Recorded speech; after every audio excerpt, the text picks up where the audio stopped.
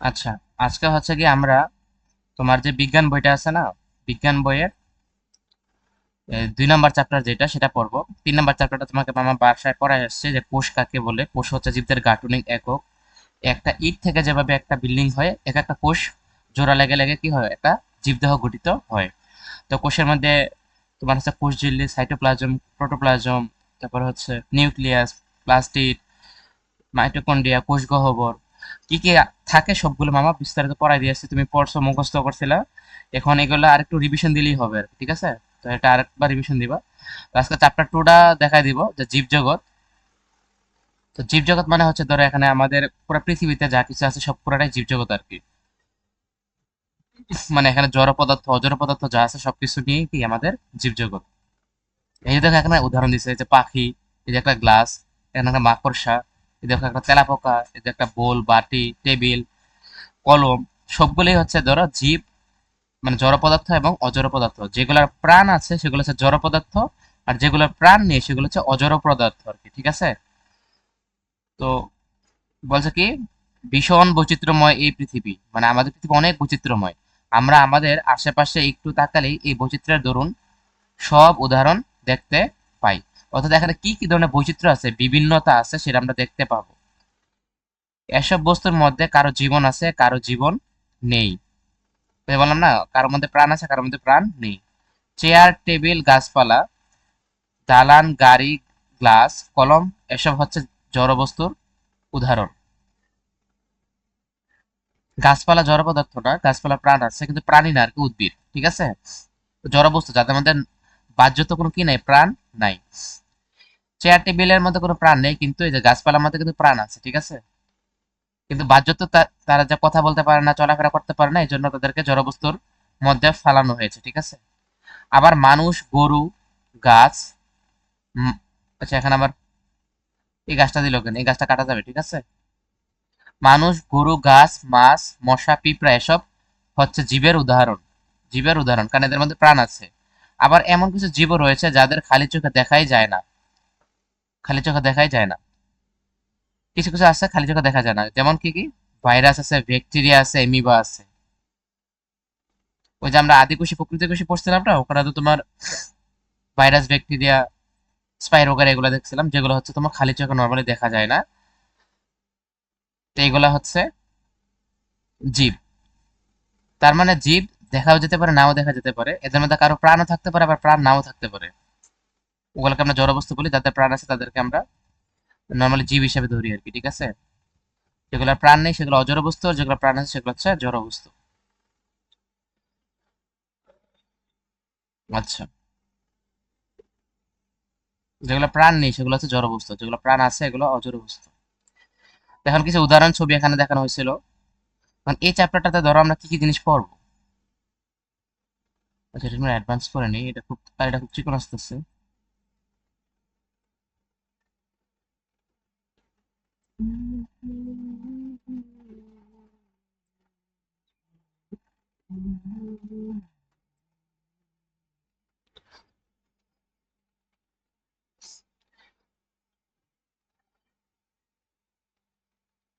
তো এই চ্যাপ্টারটা শেষে আমরা জীবের প্রধান প্রধান যে বৈশিষ্ট্য সেগুলো ব্যাখ্যা করতে পারবো।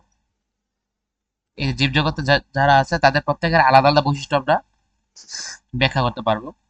প্রধান প্রধান বৈশিষ্ট্যের আলোকে জীবজগতের শ্রেণীকরণ করতে পারবো। অর্থাৎ জীবজগৎকে কয় ভাগে ভাগ করা যেতে পারে সেগুলো আমরা জানবো। তারপর হচ্ছে সপুষ্পক এবং অপুষ্পক উদ্ভিদের বৈশিষ্ট্য ব্যাখ্যা করতে পারবো। তো সপুষ্পক আর অপুষ্পক কি সেটা হচ্ছে একটু পরে আমরা দেখবো, সেখানে দেখতে পারবো, ঠিক আছে? এরপর হচ্ছে মেরুদণ্ডী এবং অমেরুদণ্ডী প্রাণীর বৈশিষ্ট্য ব্যাখ্যা করতে পারবো। মেরুদণ্ড অমেরুদণ্ড কি সেটাও আমরা সামনে পড়বো। তো নর্মালি আমাদের যাদের মেরুদণ্ড আছে তারা হচ্ছে মেরুদণ্ডী, যাদের মেরুদণ্ড নেই তারা হচ্ছে অমেরুদণ্ডী প্রাণী আর কি, ঠিক আছে? এরপরে চারপাশে জীবজগৎ সম্পর্কে আমরা জানতে পারবো।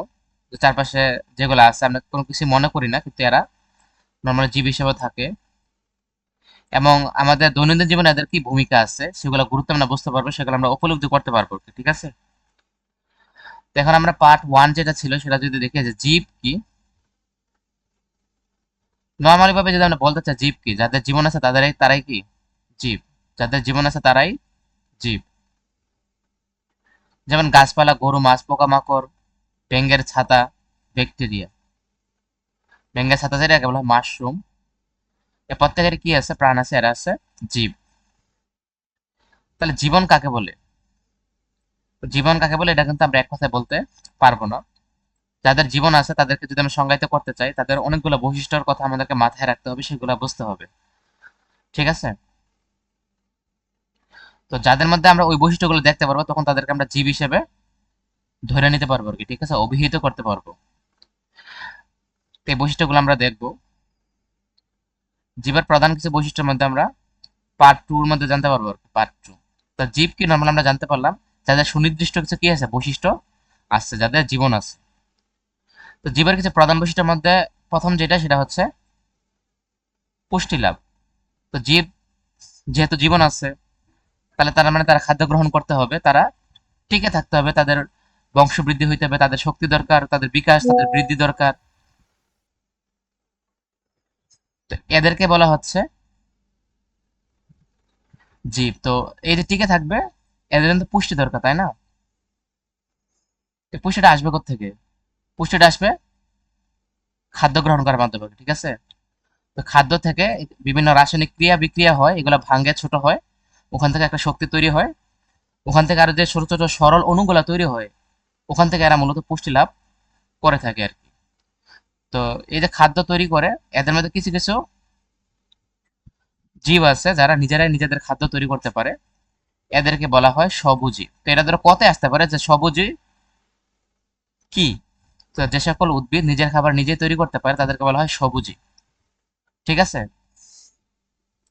এদের মধ্যে আবার কিছু কিছু আছে যারা পরভোজী আর কি, যারা নিজের খাবার নিজে তৈরি করতে পারে না, অন্যের উপর নির্ভর করে জীবিকা নির্বাহ করে থাকে। ওই জীবের একটা অংশ থেকে সে কি করে, খাবার ভক্ষণ করে থাকে, খেয়ে থাকে। তো এরা হচ্ছে পরভোজী বা পরজীবী আর কি। ঠিক আছে? তো পুষ্টিটা আসে থেকে, জীবের প্রধান বৈশিষ্ট্য তাদের পুষ্টি লাগবে, সেটা খাবার থেকে আসে। তো খাবার কিভাবে তৈরি হয় সালোক সংশ্লেষণের মাধ্যমে, এটা আমরা চ্যাপ্টার 5 এ দেখবো। ঠিক আছে? তো এখন এই যে খাবার খাচ্ছে, তারা পুষ্টি পাচ্ছে, তো এর মাধ্যমে তাদের কি লাভ হবে? তাদের বৃদ্ধি ঘটবে, তাই না? না হলে আমরা জীবজগৎকে বড় হইতে দেখতাম না। সবসময় একটা যে ছোট অবস্থা, প্রাথমিক যে অবস্থা, সেটাতেই দেখতে পারতাম। তো যেহেতু তারা খাবার খাচ্ছে, মানুষ যেভাবে বড় হচ্ছে, অন্যান্য প্রাণী যেভাবে বড় হচ্ছে, জীবদেহের প্রত্যেকটা বস্তু সেভাবে বিকাশ ঘটে, বৃদ্ধি হয়। কারণ এখানে তো অসংখ্য কোষ আছে, তাই না? এই কোষগুলোর সংখ্যা বৃদ্ধি ঘটে, আকারে বড় হয়, এভাবে তারা বিকাশ লাভ করে আর কি। ঠিক আছে? এটা হচ্ছে জীবের 2 নম্বর বৈশিষ্ট্য, যে এদের পুষ্টি লাভ করবে এবং সেখান থেকে তাদের বৃদ্ধি লাভ হবে, এবং তাদের শক্তির রূপান্তর হবে। শক্তি এক ফর্ম থেকে আরেকটা ফর্মে, আরেকটা ধাপে যাবে আর কি। ঠিক আছে? যেমন ধরো আমি যে কাঠের কথা বলি, কাঠ, তাদের মধ্যে একটা রাসায়নিক শক্তি শক্তি কিন্তু জমা থাকে, তাই না? কিন্তু যেখান থেকে তখন যেটাকে আমরা পুরাই, ঠিক আছে, রান্নার কাজে বা বিভিন্ন কাজে যখন ব্যবহার করি, এখান থেকে কি হয়, তাপ উৎপন্ন হয়। তার মানে এই যে রাসায়নিক শক্তিটা ছিল, সেটা তাপ শক্তিতে রূপান্তরিত হয়ে গেল। অথবা আগুন জ্বালানোর পরে এখানে একটা আলো তৈরি হইলো, তার মানে আলোক শক্তিতেও রূপান্তরিত হইলো, তাই না? তো শক্তির বিভিন্ন ধরনের রূপান্তর আছে, সেগুলো হয়। তো প্রাণীদের এই যে শক্তি উৎপন্ন হয়, সেটা কোথায় হয়, এটা আমরা কিন্তু বলছিলাম মাইক্রোকন্ড্রিয়ার মধ্যে হয়, তাই না? এই শক্তিগুলা দেহের বিভিন্ন অঙ্গে ট্রান্সফার হয় এবং সেগুলা কাজে লাগে আর কি। ঠিক আছে? তো জীবকোষের বা জীবের প্রধান বৈশিষ্ট্যের মধ্যে আরেকটা বৈশিষ্ট্য হচ্ছে তাদের শক্তি রূপান্তর হবে আর কি। ঠিক আছে? আর জীবের অবশ্যই প্রজনন হবে, মানুষ এর যেমন সন্তান সন্ততি হয়, অন্যান্য জীবের ক্ষেত্রে সেটা হয়, আমরা দেখি। উদ্ভিদের ক্ষেত্রেও হয়, একটা থেকে দুইটা, দুইটা থেকে চারটা, এভাবে বংশবৃদ্ধি হয়, প্রজনন হয়। প্রজনন মানে হচ্ছে তোমার বংশবৃদ্ধি, একটা অবস্থা থেকে আরেকটা অবস্থায় যাওয়া যায়, যেটা সেটা হচ্ছে বিকাশ লাভ। কিন্তু প্রজনন মানে হচ্ছে তার হুবহু অবয়ব অবয়ব আরেকটা তৈরি হওয়া আর কি। এই প্রজনন বিভিন্ন মাধ্যমে হইতে পারে, বংশ বিস্তার, সেটা হচ্ছে কি আমরা পরবর্তীতে দেখব। এরপর আরেকটা বৈশিষ্ট্য হচ্ছে পরিবেশের প্রতি প্রতিক্রিয়া। আমাদের শরীরে যদি মশা বসে, আমরা একটা প্রতিক্রিয়া জানাই, তাই না? কারণ মস্তিষ্ক আমাদের মধ্যে একটা সিগন্যাল পাঠায় যে মশাটা আমাকে বিরক্ত করতেছে, আমি তাকে যেন মারি, তাই না? ফলে আমি উদ্গ্রীব হয়ে তাকে থাপ্পড় মারি। আবার দেখা গেছে উদ্ভিদের ক্ষেত্রে এরকম হয়, উদ্ভিদকে যখন অন্ধকারে রেখে আসা হয়, তখন দেখছে উদ্ভিদের যেই বিকাশ, সেটা আলোতে রাখলে যেভাবে হয় সেভাবে হয় না। আলোতে নর্মালি বিকাশটা একটু দ্রুত হয়, কারণ আলোতে সে ক্লোরোফিলের সাহায্যে, প্লাস্টিকের সাহায্যে কি করে, সূর্যের আলোর উপস্থিতিতে খাবার তৈরি করতে পারে। ফলে শক্তি হয়, সেখান থেকে তার বৃদ্ধি হয়। কিন্তু অন্ধকারে সে ওই আলোটা পায় না বলে খাবার তৈরি করতে পারে না, ফলে বিকাশ দ্রুত হইতে পারে না আর কি। তার মানে আলো এবং অন্ধকার দুইটা ভিন্ন পরিবেশ হওয়ার কারণে তার প্রতিক্রিয়া, তার ব্যবহার কি হয়ে গেল, ভিন্ন হয়ে গেল আর কি। ঠিক আছে। তার আরেকটা বৈশিষ্ট্য হচ্ছে তোমার অভিযোজন ক্ষমতা। অভিযোজন ক্ষমতা হচ্ছে মানে তোমার টিকে থাকার ক্ষমতা আর কি। ঠিক আছে। বিভিন্ন খারাপ আবহাওয়া, বিরূপ পরিবেশ আসতে পারে, ওগুলার মধ্যে তাকে কি করতে হবে, তাকে রূপান্তর করে টিকে থাকতে হবে। এটাই হচ্ছে মূলত তোমার অভিযোজন ক্ষমতা। জীবদেহে যা মানে সরি জীবজগতে যে সকল জীবগুলো আছে প্রত্যেকের একটা অভিযোজন ক্ষমতা তোমার আছে। এবং এই অভিযোজন ক্ষমতা কিছু ক্ষেত্রে দেখা যায় বিভিন্ন যেই তোমার জীব আছে, প্রত্যেকটা জীবের সমান সময় লাগে না। কারো 100 বছর লাগে অভিযোজন হইতে, কারো 5 বছর লাগে, কারো 1000 বছর লেগে যায় এই অভিযোজন করতে করতে, পরিবেশের সাথে লড়াই করে করে তার মধ্যে একটা নতুন রূপ নিয়ে আসতে। ঠিক আছে। মরুভূমিতে অনেক সময় আমরা যে জন্মানো উদ্ভিদ গাছগুলা দেখি, এদের গাছের কাণ্ডগুলো অনেক রসালো হয় এবং পাতাগুলা কাটা রূপান্তরিত হয় আর কি। তো দেখা গেছে তাদের যে মূলরুম থাকে, সেগুলোর সাহায্যে তারা কি করে, পানি সংগ্রহ করে, তাই না? তো ফলে কাণ্ডের মধ্যে এগুলা জাইলেম ফ্লুয়েম টিস্যু আছে। টিস্যু মানে অনেকগুলো কোষের সমষ্টি। তো এগুলার মাধ্যমে হচ্ছে গিয়ে তোমার খাবার বা পানি এগুলা বিভিন্ন কাণ্ডে পাতা এগুলা পৌঁছায় আর কি। ফলে এগুলা রসালো হয়, হৃষ্টপুষ্ট হয়। আবার এগুলা যে পাতা, পাতাগুলো দেখা গেছে কাণ্ডের মতো হয়ে যায় আর কি। ঠিক আছে। এবং সে এই যে কাণ্ডগুলো হইলো সেগুলোর সাহায্যে তারা কি করতে পারে, পানিকে ধরে রাখতে পারে। কারণ পানির নর্মালি মরুভূমিতে পানির স্তর কিন্তু অনেক নিচে, তো পানি পেতে খুব টাফ হয়ে যায়। এজন্য এরা কি করে, তোমার কাণ্ডের মধ্যেই পানি জমা করে রাখে আর কি। এজন্য এরা রসালো হয়। ঠিক আছে। তো ফলে যখন তাদের প্রয়োজন হয় ও কাণ্ড থেকে পানি নিয়ে তারা ব্যবহার করতে পারে। তো এরা তারা কিন্তু একদিনে দুই দিনে এই বৈশিষ্ট্যটা অর্জন করে নাই। তারা দেখতেছে পানি একটা সময় পরে তারা পাচ্ছে না, তাই না? এরপরে তাদের মধ্যে নিজের মধ্যে একটা পরিবর্তন এনে দীর্ঘদিন ধরে পরিবেশের এই অবস্থাটা বুঝতে পেরে সে কি করলো, নিজের মধ্যে এই বৈশিষ্ট্যটা সে পরবর্তীতে কি আসছে, নিয়ে আসছে। তো যে সকল বস্তুর মধ্যে আমরা এই যে বৈশিষ্ট্যগুলো দেখবো, যে তারা পুষ্টি লাভ করবে, খাবার খাবে, বংশবৃদ্ধি হবে, তাদের শক্তি রূপান্তরিত হয়, তাদের বৃদ্ধি হয়, পরিবেশের প্রতি তাদের একটা প্রতিক্রিয়া আছে, তারা অভিযোজন ক্ষমতা আছে, এই বৈশিষ্ট্য যাদের মধ্যে আছে তাদেরকে নর্মাল আমরা জীব বলতে পারি। ঠিক আছে।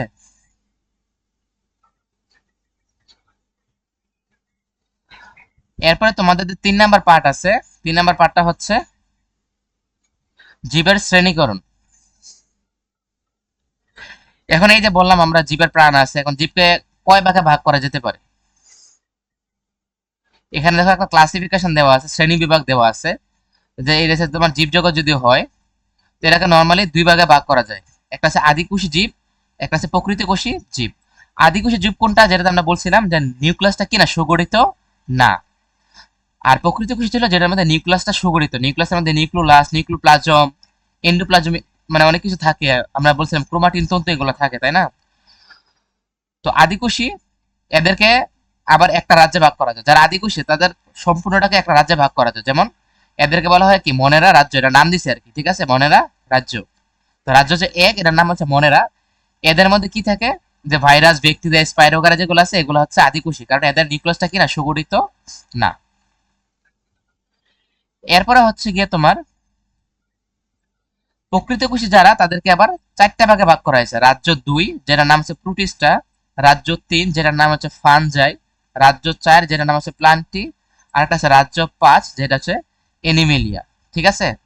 তো প্রত্যেকটার উদাহরণ দেখলে বুঝতে পারবা যে রাজ্য 2 প্রোটিস্টা বলতে আমরা কি বুঝবো, ফানজাই বলতে কি বুঝবো, প্লান্টি বলতে কি বুঝবো, এনিমেলিয়া বলতে কি বুঝবো। ঠিক আছে। তো বর্তমানে যে বিজ্ঞানীরা আছে তাদের মতে আমাদের যে পৃথিবী বা এখানে 87 লক্ষের মতো কি বিভিন্ন রকমের জীবজন্তু আছে। তো এবং এদের যে বৈশিষ্ট্য, এই বৈশিষ্ট্যের উপর ভিত্তি করে প্রত্যেককে আলাদা করতে চাইছে আজকে, যে এক একটা দেখা গেছে জীবজগৎ বস্তুর এক এক রকম বৈশিষ্ট্য। তো এদেরকে ক্লাস্টার করে একসাথে ভাগ করছে। যে দেখা গেছে অনেকগুলো জীব আছে যাদের একটা কমন বৈশিষ্ট্য আছে, তো তাদেরকে একটা গ্রুপের মধ্যে আনছে। আবার আরেক কতগুলা তোমার জীব আছে যেগুলো আরেক ধরনের বৈশিষ্ট্য প্রদর্শন করে, তো তাদেরকে আরেকটা গ্রুপের মধ্যে নিছে। এমন করে করে অনেকগুলো রাজ্যে ভাগ করছে, যেখানে আমরা দেখলাম মোটামুটি 5টা রাজ্য আছে আর কি। ঠিক আছে। তো 1969 সালে তোমার যে বিজ্ঞানী যে আছে হুইটেকার, সে হচ্ছে শ্রেণী বিন্যাসকে 5টা ভাগে ভাগ করছে। তাহলে এমসিকিউতে যদি আসে জীবজগৎকে 5টা ভাগে ভাগ করেছেন কে, সে হচ্ছে হুইটেকার, বিজ্ঞানীর নাম এটা। আর সে এটা কত সালে, 1969 সালে আর কি, ঠিক আছে। পরবর্তীতে হচ্ছে গিয়ে তোমার 1974 সালে বিজ্ঞানী মার্কিউলিস হচ্ছে গিয়ে শ্রেণী বিন্যাসকে পুনর্বিন্যাস করছে, এবং করে সে যে শ্রেণী বিন্যাসটা দিছে সেটা হচ্ছে আধুনিক শ্রেণী বিন্যাস। তো এই আধুনিক শ্রেণী বিন্যাসটাকে এই আমরা দেখলাম যে আদিবাসী প্রকৃতি হচ্ছে দুই ভাগ, এখন থেকে পাঁচটা ভাগ আসছে কি, একটা হচ্ছে মনের রাজ্য, আর একটা হচ্ছে তোমার প্রতিষ্ঠা, একটা ফানসা, একটা প্লান্ট, একটা অ্যানিমিলি, এই পাঁচ ভাগে ভাগ করছে আর কি, ঠিক আছে। এখন আমরা যদি মনের রাজ্য কি সেটার বৈশিষ্ট্যগুলো পড়তে চাই, যে মনের রাজ্য বলতে আমরা কি বুঝবো, মানে এমসিকিউতে আর সরি তোমার লিখিত পরীক্ষা গ অথবা ঘর মধ্যে আসতে পারে, যে জীবজগৎকে কত ভাগে ভাগ করা হয়েছে প্রত্যেকের বৈশিষ্ট্যগুলো লিখো। তাহলে তোমাকে প্রাথমিকভাবে পাঁচ ভাগে ভাগ করা হয়েছে, প্রত্যেকের নাম লিখতে হবে, এবং প্রত্যেকটা আলাদা আলাদাভাবে সাব ক্যাটাগরি অনুযায়ী কি করতে হবে, তার বৈশিষ্ট্যগুলো লিখতে হবে। এই যে মনের রাজ্য, এর একবার রিডিং করলে বুঝবা যে এই জীবকোষটা যে এককোষী এবং এর নিউক্লিয়াসের যেটা কোষ সেটা কি না সুগঠিত না। এককোষী এবং বহুকোষী কি সেটা আমরা পড়ছিলাম। তো যারা এককোষী এবং যারা নিউক্লিয়াস সুগঠিত না তারা হচ্ছে মনের রাজ্যের অন্তর্ভুক্ত আর কি, ঠিক আছে। তো এরা খুবই ক্ষুদ্র হয়, এদেরকে অনুবীক্ষণ যন্ত্র ছাড়া দেখাও যায় না। আমরা যখন কোষ পড়ছিলাম তখন বলছিলাম যে বিজ্ঞানী রবার্ট হুক যে বোতলের যে সিপি, সেখানে যে তোমার হচ্ছে গিয়ে বাক্সের মতো যে নকশা, সেখান থেকে সে অনুবীক্ষণ যন্ত্রের মাধ্যমে এই ঘরগুলোকে নাম দিয়েছিল কোষ, তাই না। তো ওদেরকে খালি চোখে দেখা গেছিল না, এই জন্য সে অনুবীক্ষণ যন্ত্রের সাহায্যে দেখছিল। তো মনের রাজ্যগুলো এটাই, ওই যে আমরা ভাইরাস, ব্যাকটেরিয়া, সাইনো ব্যাকটেরিয়া, স্পাইরো ওগেরা পড়ছিলাম, ওইটাই আর কি এখানে। এরা হচ্ছে মনের রাজ্যের অন্তর্ভুক্ত আর কি। তো তাদের একটা নর্মাল তিনটা বৈশিষ্ট্য, একটা আছে তারা এককোষী, তারপর তো তাদের নিউক্লিয়াস যেটা এখানে সুগঠিত না, আর হচ্ছে গিয়ে এরা খুবই ক্ষুদ্র, খালি চোখে এদেরকে দেখা যায় না। এই তিনটা বৈশিষ্ট্য লিখতে হবে, এবার উদাহরণ দিতে হবে, অবশ্যই উদাহরণ দিতে হবে এবং উদাহরণগুলো মনে রাখতে হবে, কারণ এমসিকিউতে আসবে নিচের কোনটি মনের রাজ্যের উদ্ভিদ বা জীব, বুঝতে পারছো, এর জন্য উদাহরণগুলো মনে রাখতে হবে। এরপরে রাজ্য দুই ছিল প্রতিষ্ঠা। প্রতিষ্ঠার বৈশিষ্ট্যগুলো যদি আমরা দেখতে চাই,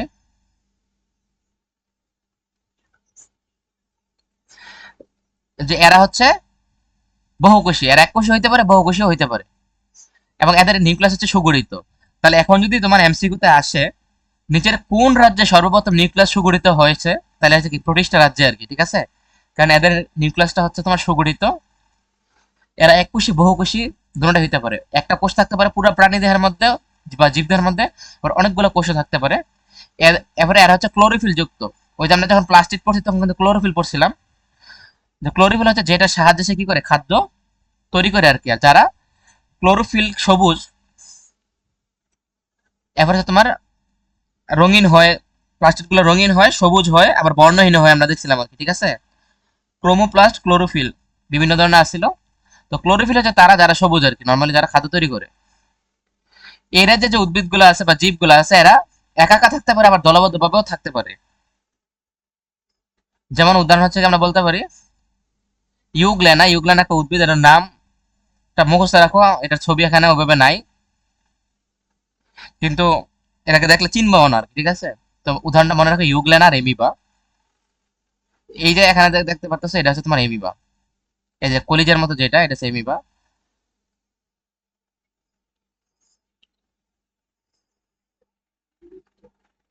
এরপর হচ্ছে তোমার 3 নাম্বার যে রাজ্যটা সেটা হচ্ছে ফানজাই। তাহলে প্রতিষ্ঠা বৈশিষ্ট্য কি বললাম, এরা এককোষী বহুকোষী হইতে পারে, এরা একাও থাকতে পারে, দলবদ্ধভাবে থাকতে পারে, এদের ক্লোরোফিল আছে, তার মানে নিজের খাবার নিজে তৈরি করতে পারবে। এরপর হচ্ছে কি এরা নিউক্লিয়াসটা সুগঠিত। 3 নাম্বার যেটা ফানজাই, এদের মধ্যে সেম, এখন থেকে যেগুলো পাবো সবগুলোর মধ্যে কি থাকবে, নিউক্লিয়াস সুগঠিত থাকবে, কারণ এরা হচ্ছে প্রকৃত কোষী। প্রকৃত কোষে নিউক্লিয়াস সুগঠিত থাকে। তো এরাও প্রতিষ্ঠা রাজ্যের মতো, এরা এককোষী হইতে পারে, বহুকোষীও হইতে পারে, কিন্তু এদের একটা মেজর যে সমস্যাটা সেটা হচ্ছে এদের মধ্যে কি নেই, ক্লোরোফিল নেই। তাহলে এখন তোমাকে যদি ফানজাই আর প্রোটিস্টা এই দুইটা রাজ্যের উদ্দীপক দেওয়া থাকে, তাহলে এখন যদি এই দুইটা রাজ্যের মধ্যে পার্থক্য করতে বলে, তুমি কিন্তু পার্থক্য লিখতে পারবা। একই বৈশিষ্ট্যগুলো একসাথে লিখবা, যে উভয়ের কি থাকে, এককোষী বহুকোষী, উভয়ের নিউক্লিয়াস থাকে সুগঠিত, কিন্তু একটির মধ্যে ক্লোরোফিল আছে, আরেকটির মধ্যে ক্লোরোফিল নেই। তো যারা ক্লোরোফিল নেই তারা কি করতে পারবে না, খাদ্য তৈরি করতে পারবে না। তো খাদ্য তৈরি করতে না পারলে তারা কি করবে, স্বভোজী হবে না পরভোজী হবে, পরভোজী। তার মানে এরা অন্যের মধ্যে বসবাস করবে, এই জন্য এরা পরভোজী, কারণ অন্য থেকে এরা খাবার খেয়ে বেঁচে থাকতে হবে আর কি।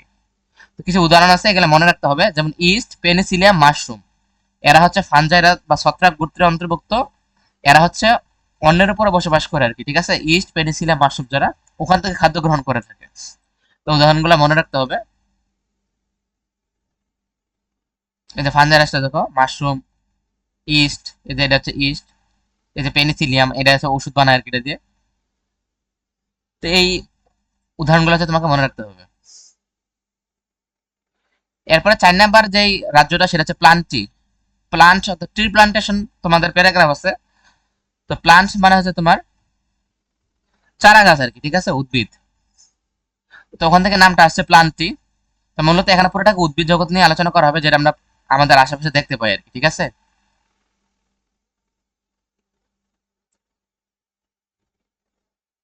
তো যেহেতু এরা উদ্ভিদ এবং আমাদের আশেপাশে যে সকল উদ্ভিদগুলো আছে এদের বেশিরভাগ আমরা কি দেখি, সবুজ দেখি। তো তার মানে এরা নিজের খাবার নিজেই তৈরি করতে পারে। তার মানে এদের মধ্যে কি আছে, ক্লোরোফিল আছে। এবং এরা অবশ্যই এককোষী না। দেখো এর আগে যারা ছিল তারা এককোষী না হলে এককোষী বহুকোষী দুইটাই হইতে পারে, কিন্তু প্লান্টে যারা এরা প্রত্যেকেই বহুকোষী। এদের জীবদের মধ্যে অসংখ্য কোষ আছে, ঠিক আছে। এবং এদের যে কোষের যে প্রাচীর, এটা হচ্ছে সেলুলোজ দ্বারা নির্মিত। সেলুলোজ একটা পদার্থ, এটা দ্বারা হচ্ছে তোমার নির্মিত আর কি, ঠিক আছে। এখন এই যে আমরা কোষের একটা প্রাচীর আছে না বলছিলাম, সর্ববাহিরে যেটা থাকে, এটা হচ্ছে তোমার যে অন্যান্য যে আঘাত আছে সেখান থেকে রক্ষা করে। এবং এখানে যে তরল পদার্থ চলাচল করে, তরল পদার্থ চলাচল করে, সেটাকে বলছিলাম কোষ প্রাচীর। এই কোষ প্রাচীর গুলো হচ্ছে তোমার সেলুলোজ দ্বারা নির্মিত। সেলুলোজ একটা পদার্থ, এটা দ্বারা হচ্ছে তোমার নির্মিত আর কি, ঠিক আছে, কোষ প্রাচীরটা। আর এখানে অনেক নিউক্লিয়াস থাকে এবং সেই নিউক্লিয়াস গুলো সুগঠিত হয়, সেটা আমরা বলছি। এবং এদের মধ্যে কোষ গহ্বর বিদ্যমান থাকে। কোষ গহ্বর মনে আছে কিনা, আমরা দেখাইছিলাম বই থেকে যে কোষ গহ্বর হচ্ছে গিয়ে তোমার ওই যে কোষের মধ্যে যে একটা ফাঁকা স্পেস থাকে আর কি মাঝখানে। তো এটা হচ্ছে তোমার পরিবর্তন হতে পারে আর কি শেপটা। তো বাইরে থেকে যখন আঘাত আসে শেপটা পরিবর্তন করার মাধ্যমে এই কোষের মধ্যে যে অন্যান্য অঙ্গাণুগুলো আছে এগুলো পজিশন চেঞ্জ করে ফেলে। তার ফলে ওগুলার আকৃতি বিকৃতি হয় না, ক্ষতিগ্রস্ত হয় না আর কি। এজন্য কোষ গহ্বর একটা ফাঁকা জায়গা থাকে। আর চাপটা কোষ গহ্বরের মধ্যে পড়ে, সে তার আকৃতি চেঞ্জ করার মাধ্যমে অন্যান্যগুলোকে তার নিজের আন্ডারে নিয়ে আসে। পরবর্তীতে হচ্ছে গিয়ে বাইরে যে আঘাত সেগুলো অন্যান্য অঙ্গাণুর উপর পড়ে না আর কি। ওইটা ছিল কোষ গহ্বর। তো কোষ গহ্বর এদের মধ্যে থাকে, যেহেতু এরা উদ্ভিদ, উদ্ভিদ কোষে কোষ গহ্বর থাকে এটা আমরা বলছি। প্রাণী কোষে কোষ গহ্বর থাকে না, আর থাকলেও সেটা খুবই ছোট হয়, সেটা আমরা বলছিলাম। আর এরা যেহেতু নিজের খাবার নিজে তৈরি করে, তাদের মধ্যে সবুজ কণি বা ক্লোরোফিল আছে, সেটা আমরা বলছি। এবার দেখো উদাহরণগুলো খুবই কমন উদাহরণ, আম, জাম, কাঁঠাল। তো এরা হচ্ছে উদ্ভিদ। তাহলে এখন যদি হচ্ছে গিয়ে তোমাকে উদ্ভিদ জগতে বৈশিষ্ট্য লিখতে বলে, তাহলে লিখতে পারবা নিজের খাবার নিজে তৈরি করে, এদের অসংখ্য কোষ দ্বারা গঠিত, এদের যে কোষ প্রাচীর আছে সেটা সেলুলোজ দ্বারা নির্মিত, এদের হচ্ছে গিয়ে তোমার নিউক্লিয়াস থাকে, কোষ গহ্বর থাকে, এগুলো লিখতে হবে আর কি, ঠিক আছে। এবার উদাহরণ দিতে হবে কিছু। এবং উদ্ভিদ জগতে অনেক ভাগে ভাগ করা যায়, কারণ আমাদের চারপাশে অনেক উদ্ভিদ দেখি। তো এগুলোর যে বিভিন্ন ধরনের বৈশিষ্ট্য আছে সেগুলোর উপরে ভিত্তি করে জর্জ বেন্থাম এবং ডাল্টন হুকার এরা হচ্ছে প্রকৃতিকে তাদের যে শ্রেণীবিন্যাস অনুযায়ী যে বৈশিষ্ট্য সেগুলো অনুযায়ী উদ্ভিদকে কয়েক ভাগে ভাগ করছেন আর কি, ঠিক আছে। তো এর আগে যে আমরা পড়ছিলাম যে ভাগটা, যে জীব জগৎকে প্রাণী জগৎ, জীব জগৎ, উদ্ভিদ জগৎ সবই আছে এখানে, একটা রাজ্য থেকে 5টা রাজ্য। তো এটা আমরা 4 নম্বর রাজ্যেই পড়তেছি। এখানে শুধু উদ্ভিদগুলোকে ভাগ করছে আর কি। উদ্ভিদগুলো হচ্ছে তোমার প্রাথমিকভাবে 2 ভাগে ভাগ করা যায়। একটা হচ্ছে অপুষ্পক উদ্ভিদ, আর একটা হচ্ছে তোমার সপুষ্পক উদ্ভিদ। এখন সপুষ্পক মানে কি? সপুষ্পক মানে অনেক উদ্ভিদ আছে যেগুলোর মধ্যে আমরা ফুল, ফল, বীজ এগুলো দেখতে পাই, এগুলো হচ্ছে সপুষ্পক উদ্ভিদ আর কি। তার মানে যে সকল উদ্ভিদে ফুল হয়, ফল হয়, বীজ হয়, এগুলোকে সপুষ্পক বলবো। তাহলে অপুষ্পক কি? এর উল্টাটা, যাদের মধ্যে ফুল, ফল, বীজ কিছুই হয় না, এগুলো হচ্ছে অপুষ্পক উদ্ভিদ আর কি। তো সপুষ্পক আর অপুষ্পককে আবার বিভিন্ন ভাগে ভাগ করা যায়। একটা হচ্ছে সমাঙ্গবর্গীয়, একটা হচ্ছে মজবর্গীয়, আর একটা হচ্ছে ফার্নবর্গীয়। তো সমাঙ্গবর্গীয়, মজবর্গীয়, ফার্নবর্গীয় কি সেটা হচ্ছে কি আমরা সামনে দেখবো। জাস্ট খালি এদের ক্যাটাগরি গুলো মনে রাখো। আবার সপুষ্পক উদ্ভিদ যেটা, এটা হচ্ছে নগ্নবীজি আর একটা হচ্ছে আবৃতবীজি। তো নগ্নবীজি আর আবৃতবীজি মানে কি? এখন এই যে বললাম সপুষ্পক উদ্ভিদ মানে কি, যাদের ফুল হয়, ফল হয়, বীজ হয়, এরা হচ্ছে সপুষ্পক উদ্ভিদ। তো এই সপুষ্পক উদ্ভিদগুলোর মধ্যে যেহেতু বীজ হয়, তো বীজের 2টা রূপ থাকে। একটা হচ্ছে তোমার বীজ আবৃত থাকতে পারে, আবার একটা অনাবৃত থাকতে পারে, ঠিক আছে। মানে এর বাইরে কোনো আবরণ নাও থাকতে পারে। যেমন হচ্ছে সিমের বিচির কথা চিন্তা করতে পারো, যখন সিম গাছটা হয় বিচিটা যখন বের হয়ে চলে আসে, এর বাইরে কোনো আবরণ থাকে না, তাহলে এটা নগ্নবীজি উদ্ভিদ বলতে পারি। কুমড়ার বিচি এরকম অনেক কিছু আছে। আবার আছে আবৃতবীজি, যেমন হচ্ছে কি তুমি যদি একটা নারকেল গাছের কথা চিন্তা করো, এখানে যখন নারকেল হয় এটা কিন্তু ভিতরে থাকে, এটা কিন্তু দেখা যায় না, বাইরে একটা আবরণ আছে, তাই না? তার মানে এগুলো হচ্ছে আবৃতবীজি আর কি। আবৃতবীজীর মধ্যে হচ্ছে কি আবার দুই ধরনের হতে পারে, একটা হচ্ছে একবীজপত্রী উদ্ভিদ আর একটা হচ্ছে দ্বিবীজপত্রী উদ্ভিদ। অর্থাৎ বীজটাকে মাঝখানে ভাগ করা যায় না, যদি ভাগ করা যায় সেটা হচ্ছে দ্বিবীজপত্রী, অর্থাৎ বীজের মাঝখানে ভাগ করা যাচ্ছে এটা হচ্ছে দ্বিবীজপত্রী, মানে দুইটা অংশ আছে বীজের। আর যদি ভাগ করা না যায় সেটা হচ্ছে একবীজপত্রী উদ্ভিদ আর কি, ঠিক আছে। তো সমাঙ্গবর্গীয় যে উদ্ভিদ আছে এদেরকে আবার দুই ভাগে ভাগ করা যায়, একটা হচ্ছে শৈবাল, একটা হচ্ছে ছত্রাক। তাহলে দেখো উদ্ভিদকে বিভিন্ন ভাগে ভাগ করা যায়, খুবই সহজ। একটা হচ্ছে অপুষ্পক, একটা হচ্ছে সপুষ্পক। অপুষ্পক মানে হচ্ছে যাদের ফুল ফল বীজ কিছুই হয় না, তাদেরকে অনেকভাবে ভাগ করা যায়, সমাঙ্গবর্গীয়, মধ্যবর্গীয়, ফানবর্গীয়। আবার যাদের ফুল ফল বীজ হয় তাদেরকে আবার অনেকগুলো ভাগে ভাগ করা যায়, নগ্নবীজি, আবৃতবীজি। এই বীজগুলোর মধ্যে আবার অনেকে একবীজপত্রী পুরাটা হইতে পারে, আবার দ্বিবীজপত্রী হইতে পারে, দুই ভাগে ভাগ করা যায়, ঠিক আছে। তো এখন আমরা যদি অপুষ্পক উদ্ভিদ কি সেটা পড়তে চাই, যে অপুষ্পক উদ্ভিদ কি, তো সেটা আমরা অলরেডি বলছি যে অপুষ্পক উদ্ভিদ কি। সেটা হচ্ছে যাদেরকে তোমার ফুল, যাদের মধ্যে ফুল ফল বীজ দেখা যায় না, তারাই হচ্ছে অপুষ্পক উদ্ভিদ। যেমন হচ্ছে গিয়ে মস, ফার্ন, এগুলো হচ্ছে অপুষ্পক উদ্ভিদের উদাহরণ। উদাহরণগুলো মনে রাখবা। এরা স্পোর বা রেণুর মাধ্যমে বংশবৃদ্ধি করে থাকে। তো ওই দেখো প্রথমে আমরা পড়ছিলাম জীবের প্রধান বৈশিষ্ট্যের মধ্যে এরা বংশবৃদ্ধি করবে, এজন্য প্রকৃতির মধ্যে এদের সংখ্যা অসংখ্য, যেহেতু বংশবৃদ্ধি হয়। তো বংশবৃদ্ধি সরাসরিও হইতে পারে, আবার স্পোরের মাধ্যমে হইতে পারে। অর্থাৎ অনেক সময় হয় তাদের এই যে দেখো অঙ্গাণুগুলা যে আছে কাণ্ড, এর উপরে ছোট ছোট রেণু থাকে আর কি। তুমি ধরলে দেখবো হাতে অনেক সময় উদ্ভিদের উপর হাত লাগলে অনেক কিছু ছোট ছোট কণার মতো লেগে যায়, এগুলোকে রেণু বা স্পোর বলে। আর অনেকগুলো আছে কাণ্ডগুলো বিভিন্ন ভাগে ভাগ হয়ে যায়, ওখান থেকেও বংশবৃদ্ধি হয়, একটা থেকে দুইটা, দুইটা থেকে চারটা, এরকম হয় আর কি। তো এই ছোট ছোট যে রেণু আছে ফুলের পাপড়ির মধ্যে ধরলে দেখো অনেক সময় একটা ছোট ছোট জিনিস আছে যেটা হাতের মধ্যে লেগে যায়, ওটা হচ্ছে স্পোর বা রেণু। এগুলোর মাধ্যমে হচ্ছে তোমার বংশবৃদ্ধি হয় আর কি। তো অপুষ্পক উদ্ভিদকে হচ্ছে তোমার তিন ভাগে ভাগ করা যায়, আমরা দেখছিলাম সমাঙ্গ, মধ্যবর্গীয় বা ফানবর্গীয় উদ্ভিদ। তো সমাঙ্গ কোনটাকে বলবো আমরা, দেখো এটা খুবই সহজ। যে সমাঙ্গ মানে হচ্ছে এসব উদ্ভিদের দেহে মূল, কাণ্ড, পাতায় বিভক্ত করা যায় না। যেমন ধরো তুমি যদি দেখো আম গাছের কথা চিন্তা করো, এদের মাটির নিচে একটা অংশ আছে যেটাকে আমরা মূল বলি, তাই না?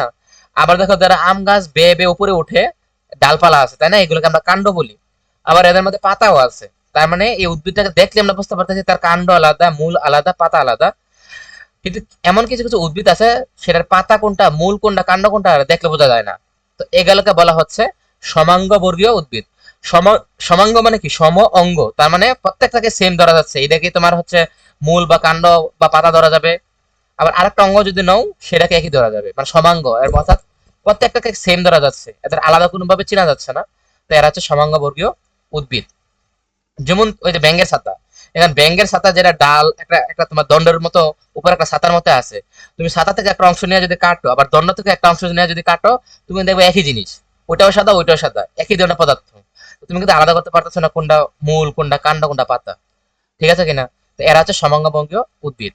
অর্থাৎ যাদের মূল, কাণ্ড, পাতায় আলাদাভাবে চেনা যাচ্ছে না, তারা হচ্ছে সমাঙ্গবর্গীয় উদ্ভিদ। এদের মধ্যে ক্লোরোফিল আছে। তো ক্লোরোফিল থাকার কারণে এরা নিজের খাবার অবশ্যই নিজে তৈরি করতে পারবে। যেমন হচ্ছে ছত্রাক, স্পাইরোগার আর কি, ঠিক আছে। সরি, স্পাইরোগার হচ্ছে ক্লোরোফিল আছে, ছত্রাকের জন্য সাদা দেখি। তো যারা সাদা তারা আমরা বলছিলাম নিজের খাবার নিজে নর্মালি তৈরি করতে পারে না, এই জন্য ছত্রাক হচ্ছে নিজের খাবার নিজে তৈরি করতে পারে না। ছত্রাক হচ্ছে নিজের খাবার নিজে তৈরি করতে পারে না। যেমন ছত্রাকের একটা ক্লাস হচ্ছে, একটা উদাহরণ হচ্ছে এগারিকাস। ছত্রাক বিভিন্ন ভাগে ভাগ করা যায়, কোনটা খাওয়া যায়, কোনটা খাওয়া যায় না। তো এর মধ্যে একটা উদাহরণ হচ্ছে এগারিকাস আর কি। আর এখানে একটা দেখো চিত্র দেওয়া আছে, তোমার পেঁচানো হয়েছে, দেখো এটা হচ্ছে স্পাইরোগাইরা। তো সমাঙ্গবর্গীয় উদ্ভিদ কোনটা বুঝতে পারছি, যেটার কোনটা কাণ্ড, কোনটা মূল, কোনটা পাতা আলাদা করা যায় না, তাদেরকে বলা হয় সমাঙ্গবর্গীয় উদ্ভিদ। এদের মধ্যে কেউ আছে খাবার তৈরি করতে পারে, কেউ আছে খাবার তৈরি করতে পারে না। তো এদের মধ্যে দেখো বীজ কিন্তু তুমি দেখতে পারতেছো না, বীজ দেখতে পারতেছো, ফুল ফল পাতা এগুলো কিন্তু দেখতে পারতেছো না, এখানে ফুল হয় না। ছত্রাকের মধ্যে কি ফুল হয়, ফলও হয় না, বীজও হয় না। তো এই জন্য এদেরকে অপুষ্পক উদ্ভিদ বলতেছে আর কি, ঠিক আছে। তো অপুষ্পক উদ্ভিদের মধ্যে আমরা আরেকটা দেখছি মসবর্গীয় উদ্ভিদ। এই মসবর্গীয় উদ্ভিদের মধ্যে এদের দেহ, কাণ্ড, পাতা বিভক্ত করা যায়। তার মানে দেহের যে কাণ্ড আছে পাতায় আলাদাভাবে দেখা যাচ্ছে। এই দেখো একটা উদাহরণ দিচ্ছে, মস এবং ফার্নের উদাহরণ দিচ্ছে। এই দেখো একটা পাতার মধ্যে একটা অংশ আছে না, এই দেখো বিভিন্ন কাণ্ড আছে এবং পাতা আছে। যেটা ফানবর্গীয় উদ্ভিদ, এদের যে কাণ্ড সেটাকে বলা হয় টেরিস, নাম আছে টেরিস। আবার যারা মসবর্গীয় দেখো উদ্ভিদ, মসবর্গীয় উদ্ভিদ, তাদের যে কাণ্ড বা ফুলের মতো যেটা কাণ্ড, সেগুলো হচ্ছে কি, নাম হচ্ছে ব্রায়াম। ওখান থেকে ব্রায়োফাইটা, টেরিডোফাইটা আসছে, এটা পরে পড়াবে তোমাদের মানে পরবর্তী ক্লাসগুলোতে। দেখো কোনটা তোমার হচ্ছে কাণ্ড আর কোনটা হচ্ছে তোমার পাতা, সেগুলো আলাদা করা যাচ্ছে। তো এগুলো হচ্ছে ফানবর্গীয় উদ্ভিদ। সরি মসবর্গীয় উদ্ভিদ যেটা আর কি, এই দেখো এই যে মসবর্গীয় উদ্ভিদ, এই যে মস, কি বলছে, মসবর্গীয় যারা উদ্ভিদ তাদের হচ্ছে তোমার কাণ্ড এবং পাতা আলাদা করে। দেখো তুমি এই পাতা কোনটা দেখতে পারতেছো, এবার কাণ্ড করে দেখো যেটার উপরে পাতাগুলো যুক্ত আছে যেটার সাথে, ঠিক আছে কিনা, এটা হচ্ছে তোমার কাণ্ড, আর পাতা তো দেখাইলে আমি, কিন্তু এদের মূল নেই।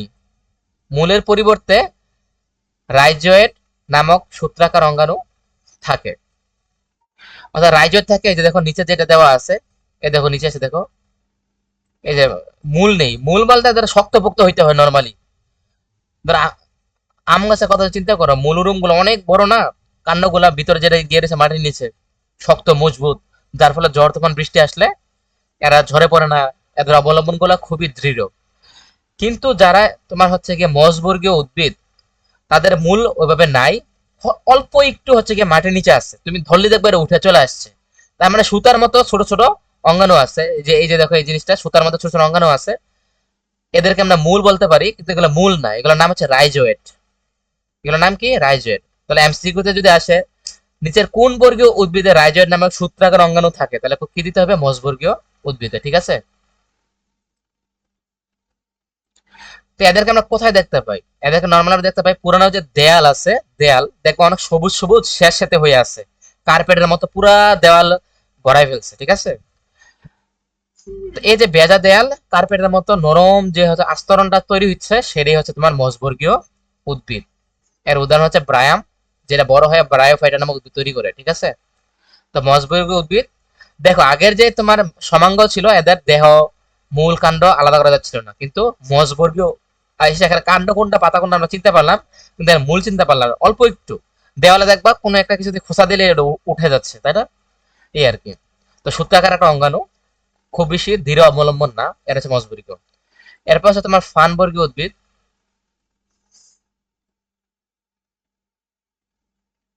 তো ফার্নবর্গ উদ্ভিদের মূল কাণ্ড পাতা এগুলা বিভক্ত, এগুলো আলাদাভাবে চেনা যাচ্ছে, যেখানে আমরা বলছিলাম যে টেরিস। এদের মধ্যে হচ্ছে কি তোমার পরিবহন টিস্যু রয়েছে,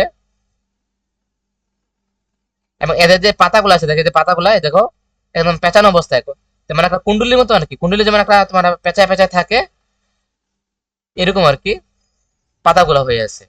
এন্ড পরিবহন টিস্যু কি? এই যে দেখো মূলের সাহায্যে সে যে খাবারগুলা, সরি পানিগুলা বা আয়নগুলা মাটি থেকে নিল, এগুলো তো ধরো পাতা কাণ্ডের মধ্যে পৌঁছে দিতে হবে।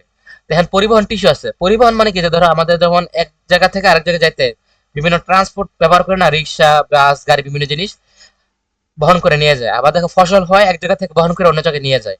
তো এখানেও সেম, মূলের সাহায্যে যেই হচ্ছে গিয়ে তোমার আয়নটা অথবা পানিটা শোষণ করা হইলো, এটা দেহের বিভিন্ন অঙ্গে পাতার মধ্যে পৌঁছে দেওয়ার জন্য এখানে এক ধরনের টিস্যু, অনেকগুলা কোষের সমষ্টি একসাথে কাজ করে, এদেরকে টিস্যু বলা হয়। এরা হচ্ছে তোমার পরিবহন করে করে এগুলো ওখানে নিয়ে যায়। আবার খেয়াল করো, যেখানে পাতা, এখানে কি তৈরি হবে? খাবার তৈরি হবে। তাহলে খাবারগুলো কি করতে দেখা যাচ্ছে অন্যান্য যে অঙ্গাণু আছে বা মূলরূপ, ওই পর্যন্ত কি করতে হবে? সবগুলোতে খাবার পৌঁছে দিতে হবে। ওখানেও আরেক ধরনের পরিবহন টিস্যু কাজ করে, অর্থাৎ একটা হচ্ছে পানি আয়ন বহন করে উপরে নিয়ে যায়, ওখান থেকে আবার পাতাগুলো সারা দেহে ছড়াই দেওয়া হয়। তো দুই ধরনের পরিবহন টিস্যু আছে, একটার নাম জাইলেম, একটার নাম হচ্ছে ফ্লোয়েম আর কি। তো ফানবার্গের যে উদ্ভিদ আছে এদের মধ্যে টিস্যু আছে, ঠিক আছে। আর এদের পাতাগুলো কুণ্ডলির মতো আর কি, ঠিক আছে। এটাও সেম, যে বাড়ির পাশে যে শেষ সাথে ছায়াযুক্ত যে স্থান আছে দেওয়াল ছাড়াও মাটিতে দেখবা, মাটিতে দেখবা অনেক জায়গায় যেখানে মানুষের হচ্ছে গিয়ে তোমার পদচিহ্ন না পড়ে, সেখানে দেখবা একটু সবুজ সবুজ হয়ে আছে। কেন? কারণ ওখানে হচ্ছে তোমার যে ফার্নবার্গের যে উদ্ভিদগুলো আছে সেগুলো জন্মগ্রহণ করে আর কি, ছায়ার মধ্যে এগুলো জন্মগ্রহণ করে, শেষ সাথে যে ছায়াযুক্ত জায়গা আছে। আবার পুরোনো যে দেয়াল আছে সেখানেও এগুলা তোমার জন্মায় আর কি, ঠিক আছে। তো মজবর্গীয় উদ্ভিদ নর্মালি মাটিতে খুবই কমই দেখা যায়, দেয়ালে আমরা বেশি দেখি। কিন্তু ফানবর্গীয় যারা, তারা শেষ সাথে ভিজা ছায়ার মধ্যে জন্মগ্রহণ করে, আবার দেয়ালের মধ্যে তাদেরকে আমরা দেখতে পাই আর কি। তো এদের যে উদাহরণ সেটা আমরা টেরিস বলছিলাম। তো এই ছিল তোমার হচ্ছে গিয়ে তোমার অপুষ্পক উদ্ভিদ, একটা সমাঙ্গ বলছিলাম, যাদেরকে দেহ পাতা কাণ্ড কোনোটাই আলাদা করা যাচ্ছিল না। মজবর্গের মধ্যে তোমার মূলরূপ আলাদা করা যায় না, বাকিগুলো আলাদা করা যাচ্ছে। ফানবর্গীয় উদ্ভিদও সেম, ঠিক আছে।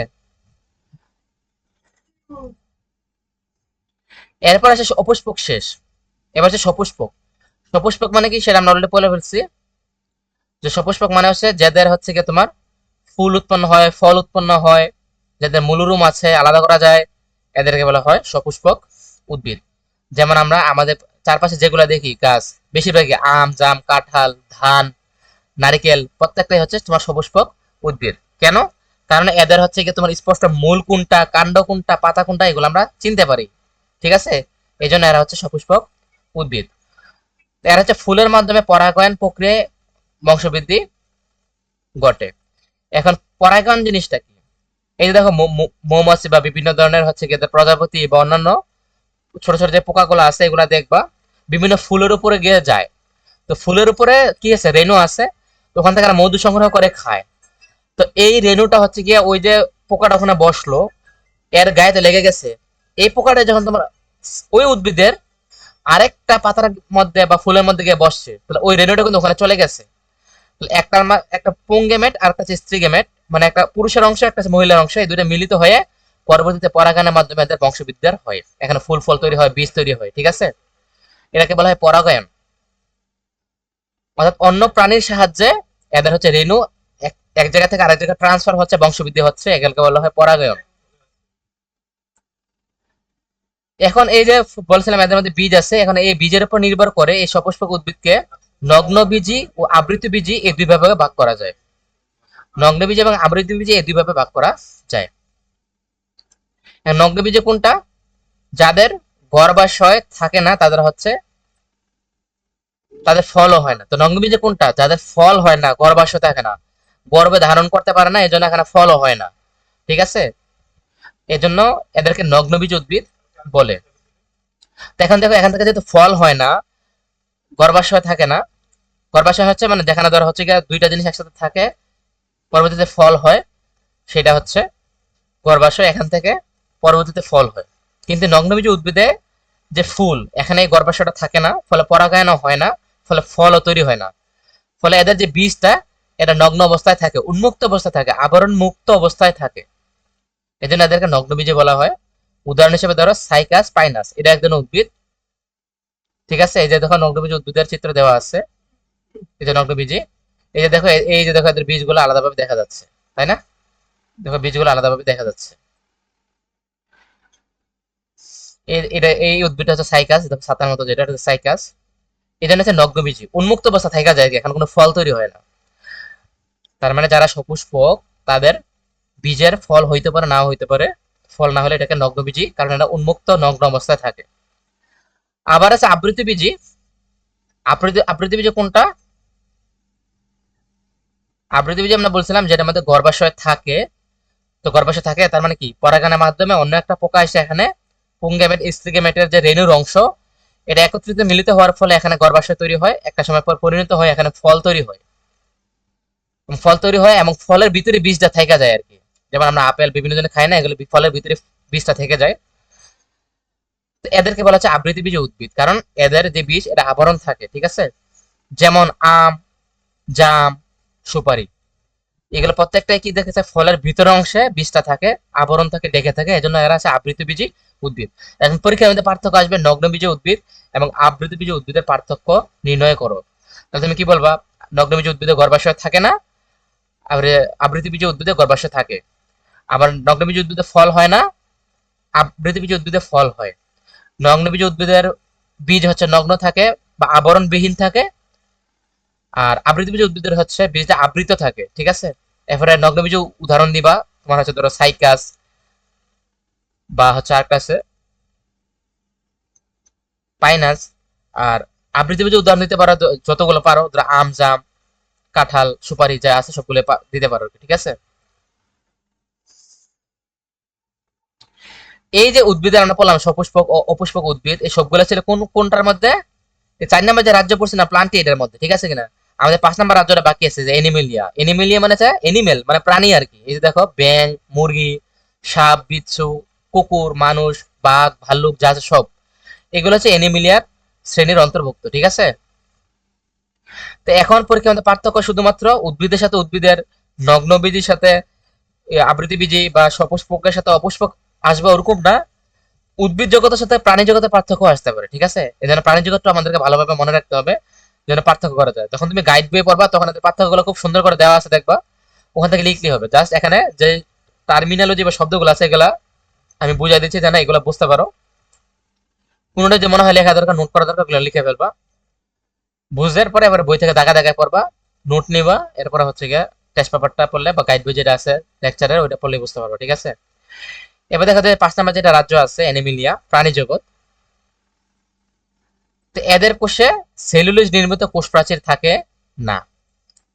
আমরা বলছিলাম কোষ প্রাচীর কি, কোষের সবচেয়ে বাইরে যে আবরণটা সেটি হচ্ছে কোষ প্রাচীর। তো এর কোষ প্রাচীরটা উদ্ভিদ ক্ষেত্রে দেখছিলাম সেলুলোজ নির্মিত আর কি, সেলুলোজ এক ধরনের পদার্থ। আর এর স্ট্রাকচারটা এখন না আর বড় হলে দেখতে পারবা। আর প্রাণী কোষে যে কোষ প্রাচীরটা আছে এটা সেলুলোজ দ্বারা নির্মিত না। আবার আমরা দেখছিলাম কোষ প্রাচীরে কি থাকে, সরি উদ্ভিদ কোষে কি থাকে, প্লাস্টিক থাকে। তো প্লাস্টিক থাকার কারণে তো তো ক্লোরোপ্লাস্ট হতে পারে, ক্রোমোপ্লাস্ট হতে পারে, মানে ক্রোমোপ্লাস্ট ছিল রঙিন আর কি, ক্লোরোপ্লাস্ট ছিল সবুজ। আর আরেকটা প্লাস্টিক ছিল যেটা বলছিলাম আমরা কি বর্ণহীন। এখন মানুষ কি সবুজ দেখা যায়, লাল নীল এগুলো মানুষকে দেখা যায়, দেখা যায় না।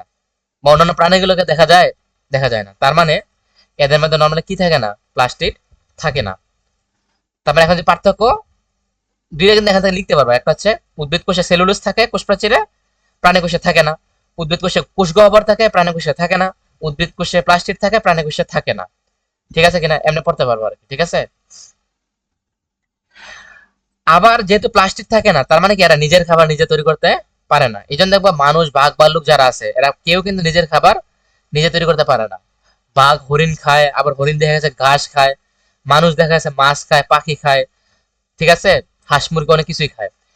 তাইলে তারা হচ্ছে নিজের খাবার নিজে তৈরি করতে পারে না, কারণ প্লাস্টিক নাই, এই জন্য অন্যের উপর নির্ভরশীল হইতে হয়। কিন্তু অন্যের উপর এরা বসবাস করে না, যেমন ভাইরাস ব্যাকটেরিয়া অন্য জীবের ভিতরে বসবাস করে, কিন্তু মানুষ আলাদাই বসবাস করে। কিন্তু তারা পরোক্ষভাবে অন্যের উপর নির্ভরশীল, প্রত্যক্ষ বা পরোক্ষভাবে, ঠিক আছে। তো প্রাণী জগৎকে আমরা অনেকভাবে ভাগ করতে পারবো। এটা হচ্ছে ধরো হায়ার ক্লাসে পড়লে আর অনেকগুলো ক্লাস পাবো আর কি, আর্থ্রোপোডা থেকে শুরু করে অনেক ক্লাসিফিকেশন আছে। কিন্তু নর্মালি আমরা এখান থেকে দুইটা ভাগ করবো, একটা হচ্ছে মেরুদণ্ডী প্রাণী আর একটা হচ্ছে অমেরুদণ্ডী প্রাণী। এই যে আমাদের পিঠের দিকে যে শিরাটা আছে এটা মেরুদণ্ড বলি, ঠিক আছে। তো এই মেরুদণ্ডের উপর ভিত্তি করে এটা আছে কি নাই সেটার উপর ভিত্তি করে আমরা এই প্রাণী জগৎকে দুই ভাগে ভাগ করতে পারি। একটা হচ্ছে মেরুদণ্ডী থাকলে মেরুদণ্ডী প্রাণী, মেরুদণ্ড না থাকলে অমেরুদণ্ডী প্রাণী। তো ব্যাং, মাছ, পাখি, টিকটিকি, গরু, ছাগল, মহিষ, মানুষ, বাঘ, এদের প্রত্যেকের কি আছে, মেরুদণ্ড আছে। এজন্য এরা হচ্ছে মেরুদণ্ডী প্রাণী। এখন এমসিকিউতে আসবে নিচের কোনটা মেরুদণ্ডী প্রাণী, নিচের কোনটা মেরুদণ্ডী প্রাণী নয়, তাহলে তোমার কিন্তু উদাহরণগুলো মনে রাখতে হবে, নাহলে পারবা না। আবার ধরো বিভিন্ন ধরনের মশা, মাছি, প্রজাপতি, চিংড়ি, কাঁকড়া, কেঁচু এগুলো আছে যেগুলো হচ্ছে কি অমেরুদণ্ডী প্রাণী। কারণ তুমি দেখো একটা চিংড়ি নাও, একটা কেঁচু নাও, টান দিলে ছিঁড়ে যাবে, তার মানে কি এটা মেরুদণ্ড নাই, শক্তপোক্ত না, তাই না। মশা মাছি দুই ধরনের টান দিলেও ছিঁড়ে যাবে, এরকম আর কি। তার মানে এদের মেরুদণ্ড নাই, এজন্য এদেরকে বলা হয় অমেরুদণ্ডী প্রাণী। এখন মেরুদণ্ডী প্রাণী আর অমেরুদণ্ডী প্রাণী কিছু বৈশিষ্ট্য পড়তে হবে। একটা তো প্রথম বৈশিষ্ট্য তো আমরা জানলাম যে এদের মধ্যে কি নাই, মেরুদণ্ড নাই। মেরুদণ্ড নাই মানে কি এদের ভিতরে কোনো কঙ্কাল নাই, মানুষের ভিতরে কি কঙ্কাল আছে না, তার মেরুদণ্ড নাই মানে এদের মধ্যে ভিতরে কোনো কঙ্কাল নাই, টান দিলে ছিঁড়ে যাবে, অথবা দেখো মশা মারলে গলে যায়, তাই না, ছিটকে চারপাশে চলে যায়। কারণ এদের মধ্যে শক্তপোক্ত কোনো কঙ্কাল থাকে না, কিন্তু মাছের মধ্যে থাকে। মাছ খাইলাম না, কাটা বাস্তা হয় না, শুধু মাংসল যে অংশটা এটাকে ছাটাই করে দাও, তাহলে দেখবে এখানে একটা কঙ্কাল বেরিয়ে আসছে, তাই না। তো মেরুদণ্ডের প্রাণীতে কঙ্কাল থাকে, অমেরুদণ্ডের প্রাণীতে কঙ্কাল থাকে না। তো এদের চোখগুলো হচ্ছে যৌগিক প্রকৃতির, মানে দেখতে কেমন যেন, কারো হচ্ছে একটা চোখের মধ্যে অনেকগুলো চোখ থাকে, এজন্য এখানে যৌগিক প্রকৃতির আর কি। মৌলিক মানে ক্ষুদ্রতম একটা এককতম একটা অংশ, যৌগিক মানে ওই মৌলিক অংশগুলো জোড়া জোড়া লাগে একটা বৃহৎ অংশ তৈরি হয়, সেগুলো হচ্ছে যৌগিক আর কি, ঠিক আছে। তো এদের একটা চোখ, এর মধ্যে অনেকগুলো চোখের অংশ থাকতে পারে। এদের এগুলোর নাম হচ্ছে পুঞ্জাক্ষী। তো পুঞ্জাক্ষী, পুঞ্জ মানে কি, পুঞ্জীবিত, তাই না, একত্রিত হয়ে থাকা। আক্ষী মানে অক্ষী, অক্ষী মানে চোখ। তো পুঞ্জাক্ষী মানে হচ্ছে একটা চোখের মধ্যেই, একটা অংশের মধ্যেই অনেকগুলা চোখ থাকে, এজন্য এগুলো হচ্ছে যৌগিক আকৃতির, একত্রে এগুলোর নাম হচ্ছে পুঞ্জাক্ষী। এদের কোনো লেজ নেই। মশা মাছি, ধরো কেঁচো, জোক এগুলোর মধ্যে তুমি কি পাবা না, ওইভাবে লেজ দেখতে পাবা না। এখন এদের মধ্যে কিন্তু অনেক ধরনের উদাহরণ আছে। কেউ তোমার হচ্ছে গিয়ে একসাথে থাকতে বসবাস করে, কেউ কেউ আছে আবার বিভক্ত হয়ে থাকতে পছন্দ করে, কেউ কেউ কেউ দেখা যাচ্ছে আবার বিভিন্ন ভাবে খন্ডে খন্ডে ভাগ করা যাবে। আবার কাউকে দেখা যাচ্ছে আবৃত অবস্থা থাকে, কেউ আবার অনাবৃত অবস্থা থাকে, কেউ মাংসল থাকে, কেউ মাংসল থাকে না, বিভিন্ন ভাগে ভাগ করা যায়। কিছু ছবি এখানে দেওয়া আছে, দেখো জোক, মাছি, মশা, কেঁচু, তারপরে ধরো প্রজাপতি, এই প্রত্যেকটা আছে অমেরুদণ্ড প্রাণী।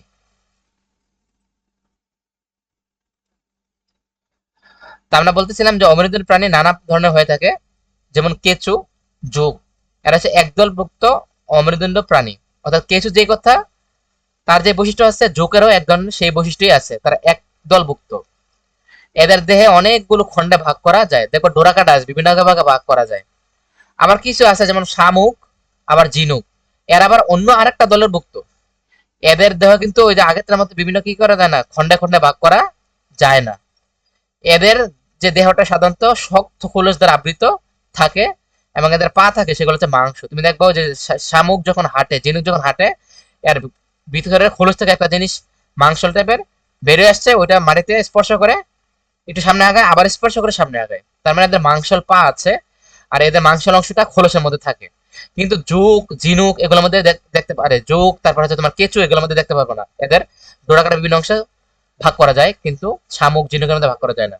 তার মানে অমেরুদণ্ড প্রাণীকে আবার বিভিন্ন ভাগে ভাগ করা যায়। কারো আছে ডোরাকাটা থাকে, কারো শক্ত একটা আবরণ থাকে। এই যে প্রজাপতি, মশা, মাছি, তেলাপোকা, উই পোকা, মৌমাছি, এগুলো হচ্ছে আবার আলাদা আলাদা একটা প্রাণী, সেটাকে বলা হচ্ছে পতঙ্গ দলভুক্ত প্রাণী বলা হয় এদেরকে, কারণ প্রত্যেকটা পতঙ্গ পঙ্গপালের মতো উড়াউড়ি করে, ডানা আছে এদের, ঠিক আছে। আর অমেরুদণ্ড প্রাণীর মধ্যে পৃথিবীতে সবচেয়ে বেশি এই পতঙ্গ শ্রেণীর প্রাণী আছে আর কি, এরা বেশিরভাগ উঠতে পারে আর কি, ঠিক আছে। এই যারা পতঙ্গ আছে তাদের কিছু বৈশিষ্ট্য আমরা দেখবো। নর্মালি এদের দেহকে তিনটা ভাগে ভাগ করা যায় আর কি, একটা হচ্ছে মস্তক, আরেকটা হচ্ছে বক্ষ, আর একটা হচ্ছে উদর। তার মানে এদের হাত পা এইভাবে ভাগ করা যাচ্ছে না। আর মস্তক মানে মাথার অংশ, বক্ষ মানে বুকের অংশ, উদর মানে পেট। এদের সন্ধিযুক্ত পা এবং পুঞ্জাঙ্খী থাকে।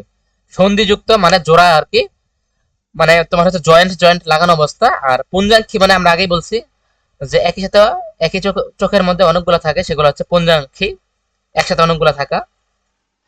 তো এই ধরনের যে পতঙ্গগুলো আছে, তারা নর্মাল হচ্ছে আমাদের বেশিরভাগ ক্ষেত্রে উপকার করে থাকে। তাদেরকে আমরা কি বলবো, উপকারী পতঙ্গ বলবো। যেমন মৌমাছি, মৌমাছি কি করে, পরাগায়নে সাহায্য করে, তাহলে ফুল ফল অনেক কিছু তৈরি হয়।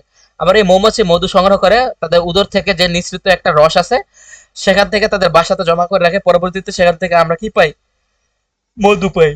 আবার রেশম পোকা, রেশম পোকা ওই যে সামাজিক বিজ্ঞানের প্রথম চ্যাপ্টার যেটা ছিল না, তোমার হচ্ছে গিয়ে পৃথিবীর সভ্যতার যে ইতিহাস, তো বাংলাদেশের যে সভ্যতা, সেখানে পর থেকে আমরা দেখছিলাম রাজশাহী যে তুঁত গাছ পাওয়া যায়, তাই না, ঢাকা পাওয়া যায় না, রাজশাহীতে তুঁত গাছ পাওয়া যায়, সেখানে রেশমের পোকা থাকে, ও পোকা থেকে রেশমের গুটি সুতা তৈরি করা হয়, সেই সুতা থেকে রেশমি শাড়ি বানানো হয়, আমরা বলছিলাম।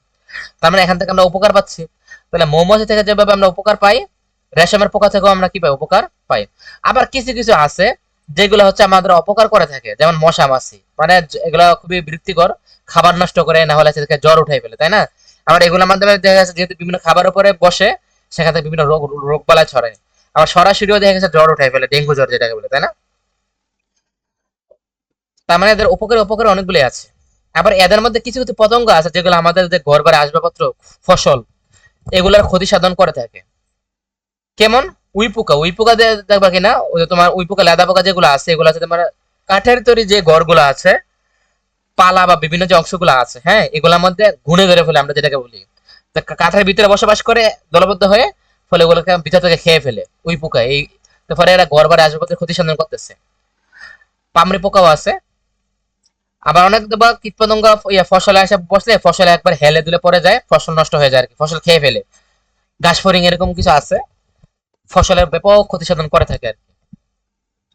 আবার কিছু কিছু এমন প্রাণী আছে যেগুলো সমুদ্রে থাকে, যাদের ত্বকে কাটার মতো অংশ আছে আর কি, ঠিক আছে, যেমন তারা মাছ। আবার একটা আছে সামুদ্রিক শসা, এটাও এই দলভুক্ত প্রাণী। এদেরকে কি করা যায় না, মেরুদণ্ড অনুযায়ী ভাগ করা যায় না, কারণ এদের মেরুদণ্ড নাই, এরা অমেরুদণ্ডের প্রাণী। এরা সমুদ্রে থাকে, তারা মাছ এবং সামুদ্রিক শসা। এদের যে ত্বক, সেখানে কাটার মতো অংশ থাকে আর কি। আবার কিছু কিছু আছে জেলিফিশ টাইপের, প্রবাল কীট। প্রবাল মানে হচ্ছে গিয়ে তোমার ধরো এখানে সবুজ অংশ জমা হয়ে হয়ে মানে তোমার বিশাল একটা অংশ তৈরি করে, এগুলোকে সামুদ্রিক প্রবাল বলা হয় আর কি। তো এখানে যে ছোট ছোট পোকাগুলো থাকে, এগুলোকে প্রবাল কীট বলা হয়। জেলিফিশও এক ধরনের ওই প্রবাল কীট, যারা হচ্ছে তোমার অমেরুদণ্ডী প্রাণী। তাহলে আমরা দেখতেছি আমাদের ক্ষতি সাধন করতে পারে, ক্ষতি সাধন নাও করতে পারে, আমাদের বসত বাড়ি ক্ষতি করতে পারে, আমাদের ফসল ক্ষতি করতে পারে। এদের মধ্যে কিছু আছে আবার কি সমুদ্রে বসবাস করে। এই যে জেলিফিশ প্রবাল কীট বললাম, এদের দেহের ভিতরে একটা ফাঁপা গহ্বর বা সিলেন্টেরন থাকে। ওই যে কোষ প্রাচীরে যেমন, আরে সরি, কোষের মধ্যে যেমন কোষ গহ্বর থাকে, এদের দেহের মধ্যে একটা পেটের মতো ফাঁপা অংশ থাকে, এটার নাম হচ্ছে সিলেন্টেরন। তাহলে এখন তোমার যদি কতে আসে সিলেন্টেরন কি, তাহলে তুমি কি বলবা? তুমি বলবা সমুদ্রের যে প্রবাল কীট জেলিফিশ, যে তারা যে অমেরুদণ্ড প্রাণী, তাদের দেহের ভিতরে যে ফাঁপা অংশ আছে সেটাকে সিলেন্টেরন বলে। আবার এদের দেহের মধ্যে একটি মাত্র ছিদ্র থাকে, এই ছিদ্রের মাধ্যমে কি করে এরা খাদ্য গ্রহণ করে। আবার এই ছিদ্রের মাধ্যমে এরা হচ্ছে কি করে, এদের যে বর্জ্য পদার্থ তৈরি হয় খাবার খাওয়ার ফলে, এই জিনিসগুলো হচ্ছে বাইরে, এই জিনিসগুলো হচ্ছে বাইরে নিঃসৃত হয় আর কি, ঠিক আছে। তাহলে সিলেন্টেরন কি ছিল? সিলেন্টেরন হচ্ছে জেলিফিশ টাইপের এক ধরনের প্রবাল কীট, যারা অমেরুদণ্ড প্রাণী, যারা সমুদ্রে থাকে। তাদের পেটের ভিতরে, দেহের ভিতরে কি করে থাকে, এক ধরনের ফাঁপা গহ্বর থাকে যেটাকে সিলেন্টেরন বলে। ওখানে একটা ছিদ্র আছে, ওটার মাধ্যমে তারা খাবার খায়, আবার ওটার মাধ্যমে যে বর্জ্যটা তৈরি হয় খাবার থেকে, সেটা তারা এখান থেকে বের করে দেয়। এরপরে হচ্ছে মেরুদণ্ডী প্রাণী। অমেরুদণ্ডী কি সেটা আমরা পড়ে ফেললাম। তো মেরুদণ্ডী কি এর একেবারেই সহজ, যেটা আমরা অলরেডি পড়ে ফেলছি, যে এদের কি আছে, নর্মালি মেরুদণ্ড আছে, এবং এদের ভিতরে কি থাকে, এক ধরনের কঙ্কাল থাকে। আবার এদের মধ্যে পাখনা থাকে অথবা পা থাকে। পাখনা কাদের আছে? রুই মাছ বা বিভিন্ন ধরনের যে মাছ, তাদের পাখনা আছে, তাই না? তাদের পাখনা আছে। আবার এদের কিন্তু লেজও আছে। আবার যেমন ধরো পা আছে, ধরো ব্যাং, মানুষ, এদের পা আছে, তাই না? এদের চোখগুলো হচ্ছে সরল প্রকৃতির। আমরা দেখলাম অমেরুদণ্ডী যারা, এরা হচ্ছে যৌগিক প্রকৃতির। কেন? অনেকগুলো চোখ সেখানে থাকে, সবগুলা মিলে পুঞ্জাঙ্খী তৈরি করে, তাই না? কিন্তু মানুষের কিন্তু একটাই চোখ, মানে একটা চোখে একটাই অংশ, আবার একটা চোখে আরেকটাই অংশ, এখানে অনেকগুলো থাকে না। এই জন্য এরা হচ্ছে সরল মৌলিক আর কি।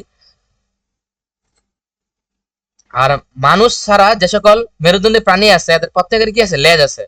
বাঘ দেখো মেরুদণ্ডী প্রাণী, বা অন্যান্য যে সকল প্রাণীগুলো আছে এদের কিন্তু লেজ আছে, তাই না? কিন্তু মানুষই একমাত্র মেরুদণ্ডী প্রাণী যাদের কি নেই, লেজ নেই। তার মানে এদের কঙ্কাল থাকে, কারো পা থাকে, কারো পাখনা থাকে, প্রত্যেকের চোখই সরল। মানুষ ছাড়া সবার লেজ আছে। তারপরে এরা হচ্ছে ফুলকা অথবা ফুসফুসের সাহায্যে কি করে, শ্বাসকার্য চালায়। এই যে দেখো আমরা শ্বাস নিচ্ছি, ফুসফুসের মাধ্যমে শ্বাস নিচ্ছি, তাই না? ওখানে এলভিউলাস থাকে, সবগুলো মিলা তোমার হচ্ছে গিয়ে তোমার শাসন কার্য সম্পন্ন করে থাকে।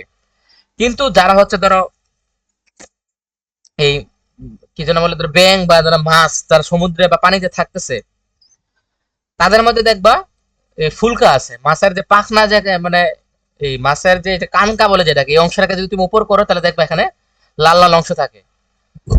এই এদেরকে বলা হচ্ছে ফুলকা। এগুলোর মাধ্যমে হচ্ছে কি এরা শ্বাসকার্য চালায়। এই জন্য দেখবা যখন হচ্ছে কি মাছকে উপরে উঠায় নিয়ে আসা হয়, তখন দেখবা যে এদের যে মাথার যে অংশগুলো, পাখনাগুলো, এগুলো নাড়াচাড়া করে, কারণ তখন হয়তো কষ্ট হয় আর কি, ঠিক আছে। এগুলোর সাহায্যে মূলত এরা শ্বাসকার্য চালায় থাকে আর কি। তো অমেরুদণ্ডী প্রাণীগুলোর মধ্যে মেরুদণ্ডী যে প্রাণীগুলো আছে, এদেরকে আমরা বিভিন্ন অংশে ভাগ করতে পারবো। কেউ কেউ আছে মৎস্য শ্রেণী, অর্থাৎ যত মাছ আছে সবাই মৎস্য শ্রেণীর অন্তর্ভুক্ত। যত মাছ আছে এরা কি মৎস্য শ্রেণীর অন্তর্ভুক্ত। এরা কোথায় বাস করে? পানিতে বাস করে। এদের বেশিরভাগের গায়ে দেখবা গায়ের মধ্যে আঁশ আছে, যেমন ইলিশ, রুই, কই, যাই বলে প্রত্যেকের মধ্যে কি আছে, আঁশ আছে। আবার কিছু কিছু আছে যেগুলোর মধ্যে কি থাকে না, আঁশ থাকে না, যেগুলোর মধ্যে আঁশ থাকে না। যেমন তুমি যদি ওই যে মাগুর মাছ, শিং মাছ, ট্যাংরা মাছ, পাবদা মাছ, বোয়াল মাছ, এগুলোর কথা চিন্তা করো, এগুলোর মধ্যে কিন্তু আঁশ থাকে না। তাহলে মৎস্য শ্রেণী যারা, তারা পানিতে বাস করে, তাদের মধ্যে আঁশ থাকতে পারে, নাও থাকতে পারে। যাদের মধ্যে আঁশ আছে তাদের উদাহরণ দিতে হবে, যাদের মধ্যে আঁশ নেই তাদের উদাহরণ দিতে হবে। আর যাদের আঁশ থাকুক কিংবা না থাকুক, এরা প্রত্যেক হচ্ছে ফুলকার সাহায্যে কি করে, শ্বাসকার্য সম্পন্ন করে থাকে। এদের প্রত্যেকের কি আছে, পাখনা আছে। এই পাখনার সাহায্যে মূলত এরা হচ্ছে কি সাঁতার কাটে। যেহেতু পা নাই, তাদের চলাফেরা করতে হবে, এক অংশ থেকে আরেক অংশে যাইতে হবে। এই জন্য এরা হচ্ছে কি করে, এই পাখনার সাহায্যে ঢেউ তৈরি, তলার মাধ্যমে হচ্ছে কি তোমার কি করে, সাঁতার কেটে থাকে আর কি, এক জায়গা থেকে আরেক জায়গায় যায়। এদের মধ্যে কেউ কেউ আছে যারা হচ্ছে উভচর শ্রেণীর অন্তর্ভুক্ত। উভচর মানে কি? উভচর মানে হচ্ছে তোমার হচ্ছে গিয়ে জলেও থাকতে পারে, স্থলেও থাকতে পারে, মানে ডাঙায়ও থাকে, পানিতেও থাকে। তো যারা ডাঙায়ও থাকতে পারে, পানিতেও থাকতে পারে, তাদেরকে বলা হয় উভচর প্রাণী। এর মধ্যে একটা উদাহরণ হচ্ছে তোমার ব্যাং। ব্যাংকে দেখবা পানিতে থাকতেছে, আবার দেখবা ওই যে তোমার মানুষের ঘরের আশেপাশে এসে থাকতেছে, মাটিতে থাকতেছে, এটাও হয় আর কি। তাদেরকে বলে উভচর, যারা দুই অংশী থাকতে পারে। তো এদের ত্বকে লোম আছে, আঁশ থাকতে পারে, কিন্তু ওই যে তোমার পলক টলক এগুলো কিছু থাকে না আর কি, শুধু লোম, সরি লোম নেই, লোম নেই, আঁশ নেই, পলক নেই, কিছুই নেই, ঠিক আছে। শক্ত একদম আবরণ দ্বারা জড়িত। আমাদের মানুষের দেহে দেখবো ছোট ছোট লোম আছে, মাছের ক্ষেত্রে দেখবা আঁশ আছে, কিংবা পাখনা পলক আছে, কিন্তু এদের ক্ষেত্রে এগুলা দেখবা না। এদের নর্মালি দুই জোড়া পা থাকে, আমাদের তো এক জোড়া পা, এদের দুই জোড়া পা থাকে। কিন্তু এদের পায়ের এই মানে পায়ের যে আঙ্গুল সেখানে কোনো নখ দেখতে পারবা না আর কি, ঠিক আছে। তো এরা যেহেতু পানিতেও থাকতে পারে, ডাঙায়ও থাকতে পারে, তো এরা যখন ছোট থাকে এটাকে বলবো আমরা ব্যাঙাচ্ছি। তো ছোট অবস্থায় এরা পানিতে নর্মালি বেশিরভাগ থাকে, এদেরকে বলা হয় ফুলকা, যেটা সাথে সে শ্বাসকার্য চালায় আর কি। আর পরিণত অবস্থা তারা নর্মালি পানিতে কমই থাকে, তখন মানুষের মতো ব্যবহার, মানে ফুসফুসের সাহায্যে তারা তখন শ্বাসকার্য চালায় আর কি, ঠিক আছে। তো ব্যাঙ ছাড়াও তোমার হচ্ছে অনেক উদাহরণ আছে, যেমন টিকটিকি, তারপর হচ্ছে কুমির, তারপর হচ্ছে সাপ, তারপর হচ্ছে ধরো গিরগিটি। এরা প্রত্যেকে হচ্ছে তোমার সরীসৃপ শ্রেণীর অন্তর্ভুক্ত আর কি। তার মানে ব্যাঙ ছাড়াও আরো কিছু সরীসৃপ প্রাণী আছে যারা হচ্ছে গিয়ে তোমার এই উভচর শ্রেণীর অন্তর্ভুক্ত। টিকটিকি, কুমির, সাপ, গিরগিটি। সাপ দেখবা তোমার ডাঙায় থাকে, দেখো আমাদের বাড়ির চারপাশে কিন্তু সাপ আছে, তাই না? আবার সাপ দেখবা পানিতেও আছে। তো কুমির দেখবা চিড়িয়াখানা বন্দি রাখে, এরকমও আছে। আবার কুমির দেখবা পানিতেও আছে। তার মানে এরা পানিতেও থাকতে পারে, তোমার হচ্ছে ডাঙায়ও থাকতে পারে। এই জন্য দেখো উভচর, সরি সরি, ভুল, উভচর, ও আচ্ছা উভচর তো বললাম ব্যাং। আর এদের টিকটিকি, কুমির, সাপ, গিরগিটি এদের প্রত্যেককে বলা হয় কি সরীসৃপ। সরীসৃপ এদেরকে বলা হচ্ছে, এদের ডানায় দুই জায়গায় বাস করে, ঠিক আছে, সরীসৃপ বলা হয়। এদের কি বলা হয়? সরীসৃপ প্রাণী। এটাও একটা শ্রেণী বিভাগ। সরীসৃপ কেন বলা হচ্ছে এদেরকে? কারণ এরা হচ্ছে বুকের উপর ভর দিয়ে চলে। বুকের উপর ভর দিয়ে চলে, অর্থাৎ যারা বুকের উপর ভর দিয়ে চলে, দেখো টিকটিকি, কুমির, সাপ, গিরগিটি প্রত্যেকে বুকের উপর ভর দিয়ে চলতেছে। তো যারা বুকের উপর ভর দিয়ে চলে তাদেরকে কি বলা হয়? সরীসৃপ প্রাণী। তো এদের আঙ্গুলে নখ থাকে, এদের আঙ্গুলে কি থাকে? নখ থাকে। এরা ডিম পারে, সাপ দেখবা ডিম পারে, কুমিরও ডিম পারে, টিকটিকও ডিম পারে। ডিম ফুটে একটা সময় পর এদের থেকে কি হয়? বাচ্চা হয়। এরা হচ্ছে নর্মালি বেশিরভাগই দেখবা ডাঙায় চড়ে, মানে স্থলে থাকে আর কি, এজন্য এরা হচ্ছে ফুসফুসের সাহায্যে শ্বাসকর্য চালায়। তাহলে দেখো আমরা মেরুদণ্ডের মধ্যে প্রথমে হচ্ছে মাছ, মৎস্য শ্রেণী অন্তর্ভুক্ত। এবার হচ্ছে উভচর, যারা হচ্ছে ব্যাং। এবার হচ্ছে সরীসৃপ, যারা বুকের উপর ভর দিয়ে চলে, ঠিক আছে। আরেকটা আছে, সেটা হচ্ছে পক্ষী শ্রেণীভুক্ত। পক্ষী মানে কি? পাখি, পাখির মতন আর কি, যারা ধরো হাঁস, মুরগি, কবুতর, দোয়েল, এই যে পাখিগুলো আছে, এরা প্রত্যেকেই কি পক্ষী শ্রেণীর অন্তর্ভুক্ত। এদের দেহে দেখবা পালক আছে। এই দেখো তুমি হাঁস, মুরগি, কবুতর, দোয়েল পাখি যাই বলো, এদের প্রত্যেকের মধ্যে কি আছে? পালক আছে। যাদের মধ্যে পালক আছে তাদেরকে নর্মালি আমরা পক্ষী শ্রেণীর অন্তর্ভুক্ত বলতে পারবো। তার মানে এটা হচ্ছে পালক যদি থাকে, এটা হচ্ছে পানির পাখি চেনার একটা প্রধান বৈশিষ্ট্য। তার মানে কাউকে আমরা পাখি বলতে পারবো কিনা সেটার প্রধান সত্তা হচ্ছে এদের মধ্যে কি থাকতে হবে? পালক থাকতে হবে। কারণ কি, পাখি ছাড়া কোনো প্রাণীর মধ্যে আমরা পালক দেখতে পাবো না। পালক মানে পাখনা যেটাকে বলে আর কি। আর এই পালকের সাহায্যেই, যে ডানা আছে এগুলোর সাহায্যে, মানে তোমার হচ্ছে যে ডানা অংশগুলো আছে এগুলোর সাথে কি করে সে উঠতে পারে।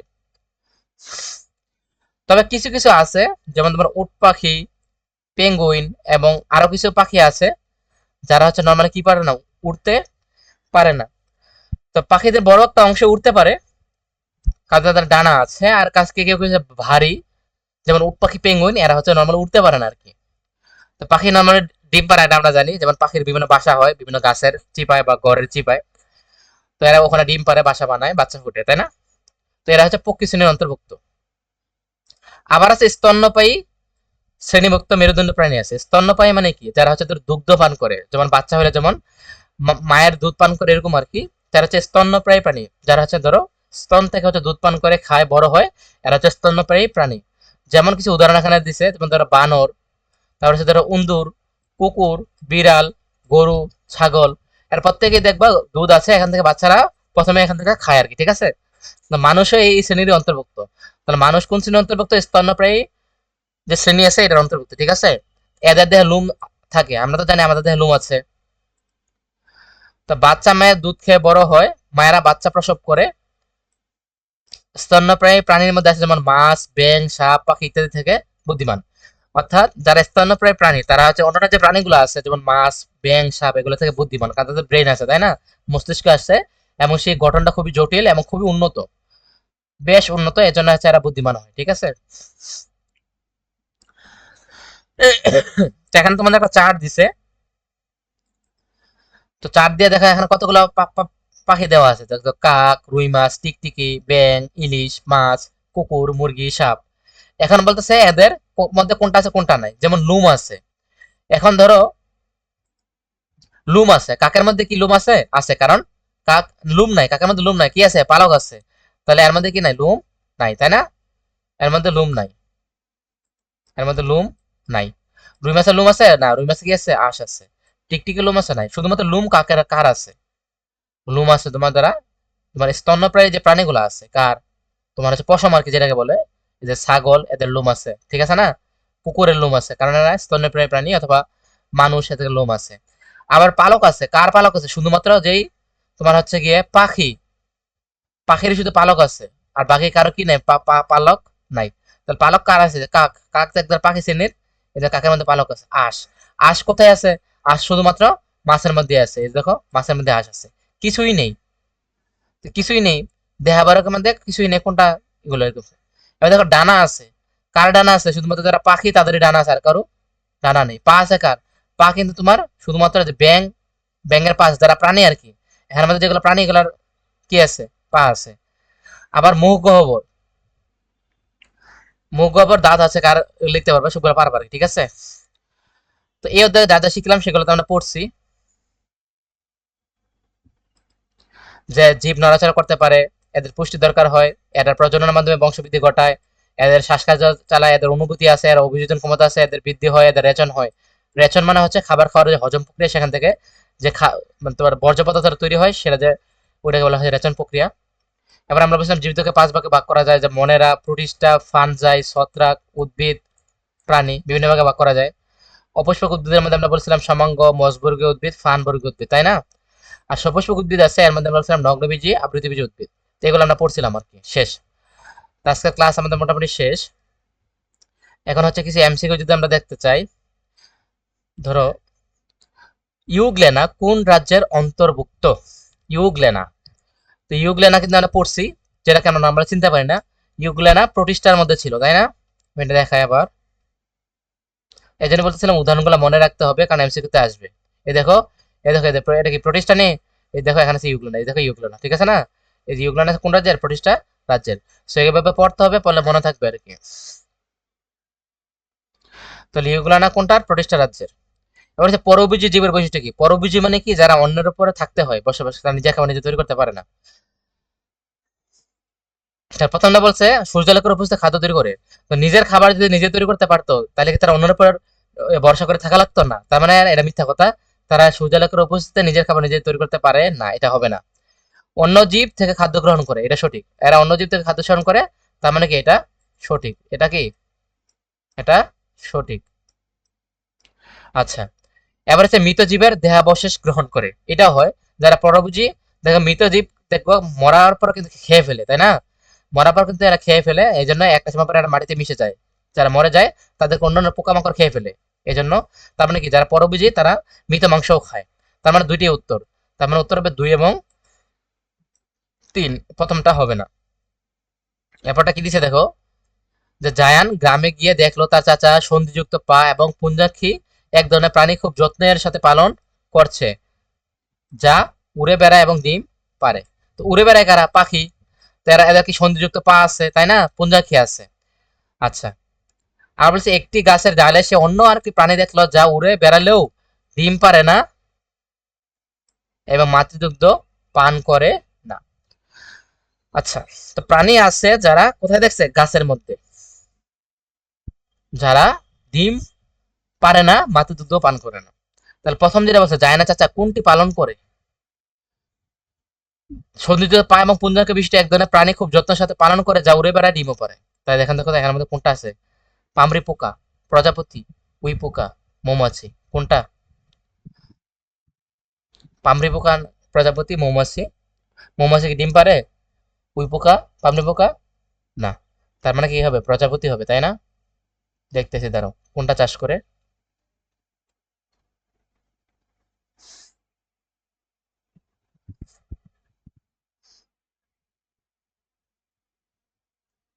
এই দেখো, উট পাখি পেঙ্গুইন ছাড়া পারলে স্যার ডিম পারে, ডিম থেকে বাচ্চা হয়, উঠতে পারে না, এরা উঠতে পারে না আর কি। সন্ধিযুক্ত পা কোথায় যেন দেখাইলাম, রামা বের করতেছি।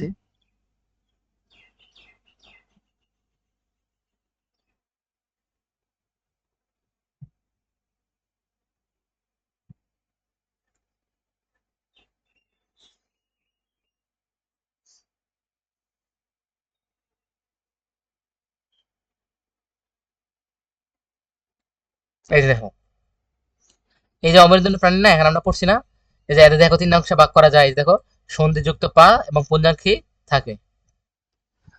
তো কাদের মধ্যে পুঞ্জাক্ষী আছে, দেখো মৌমাছি, রেশম পোকা, হ্যাঁ, এদের মধ্যে কি থাকে, সন্ধিযুক্ত পা থাকে।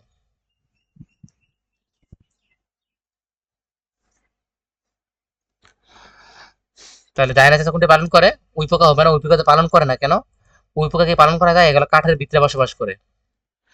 এখন কোনটা হইতে পারে তোমার দেখো নি আর কি, মৌমাছি হইতে পারে অথবা পামড়ে পোকাও হইতে পারে। এরা গাইরে দেখো কোনটা উত্তর দিছে। জায়ানার দেখা গাছের ডালের প্রাণীটি আঙ্গুলে নখযুক্ত, গায়ে লোমযুক্ত, বাচ্চা প্রসব করে। অনেক সময় দেখো না বান্দর টান্দর আছে না, ওদের উড়ে বেড়ালেও ডিম পারে না, মাতৃ দুগ্ধ পান করে না। তো যারা মাতৃ দুগ্ধ পান না করে, বাচ্চা প্রসব করে না। আচ্ছা, এগুলো এমসিকিউ গুলো একটু গাড়ি থেকে দেখে নাও কোনটা উত্তর ছিল। এরপরে দেখো, মেরুদণ্ড প্রাণী কাকে বলে, এটা আমরা পড়ছি যারা মেরুদণ্ড আছে। শামুক কোন ধরনের প্রাণী? শামুক কোন ধরনের প্রাণী? শামুক হচ্ছে অমেরুদণ্ড প্রাণী, তাই না? আমরা বলছিলাম এখানে খোলস আছে, খোলসের মধ্যে মাংসল পা আছে, যেটার সাথে সে চলাচল করে। এবারে বলছে সি, সি কোন শ্রেণীভুক্ত প্রাণী? যে সি কোনটা, এই যে দেখো টিকটিকি না, এটা এটা কি টিকটিকি না? তো টিকটিকি কোন শ্রেণীর প্রাণী? সরীসৃপ না, যারা বুকের উপর ভর দিয়ে চলে। তো তাদের আঙ্গুলের যে নখ, সেখানে নখ থাকে না। এরা এরা ফুসফুসের সাহায্যে হচ্ছে শ্বাসকষ্ট চালায়। এগুলো হচ্ছে লেখা আছে, পড়াইছি, এগুলো দেখে নিবা। এবার বলছে এ এবং বি মেরুদণ্ড প্রাণী হলো বৈচিত্র্যের ভিত্তিতে এরা ভিন্ন। দেখো এ কিতা ব্যাং, বি কিতা মাছ নেই। তাহলে দেখো এরা মেরুদণ্ড প্রাণী, কারণ এদের কঙ্কাল আছে, কিন্তু এরা ভিন্ন। কেন না ভিন্ন? কারণ এরা উভচর না, উভচর ডাঙায় থাকে, স্থল থাকে। তো এদের বৈশিষ্ট্যগুলো মামা পড়ে, সেখান থেকে দেখে নিও। আবার এগুলো মাছ, মাছ মানে কি, মৎস্যকুল। তো এরা আবার ফুলকার সাহায্যে শ্বাসকষ্ট চালায়, এরা শুধু পানিতে থাকে, পাখনা আছে, লেজ আছে, এদের পাখনা নাই, লেজ নাই, পা আছে, তাই না? এই বৈশিষ্ট্যগুলা পার্থক্য আকারে লিখবা, বই থেকে দেখে দেখে, অথবা গাইড পড়লেও হবে। এবার দেখো এখানে ফানবর্গের উদ্ভিদ যেটা দেওয়া আছে, দেখো নারকেল গাছ, এই দেখো বৃক্ষরোপণ যে গাছ, এরকম দেওয়া আছে। সপুষ্পক উদ্ভিদ কাকে বলে? সপুষ্পক মানে কি, যার ফুল ফল বীজ হয় তাদেরকে সপুষ্পক উদ্ভিদ বলে। তারপর হচ্ছে মাশরুম কোন রাজ্যের স্থান দেওয়া হচ্ছে মাশরুমকে? তো মাশরুম কি ব্যাঙ্গের ছাতা না? তো ব্যাঙ্গের ছাতা কোন বর্গের উদ্ভিদ? তোমার ফানজাই নাম পড়ছে, ওই যে অপুষ্পক উদ্ভিদ না। এই যে অপুষ্পকের মধ্যে আছে তোমার সমাঙ্গবর্গীয়, সেখান থেকে যে মাশরুম, ছত্রাক, শৈবাল, এটা আমরা পড়ছিলাম। ফা- ফা-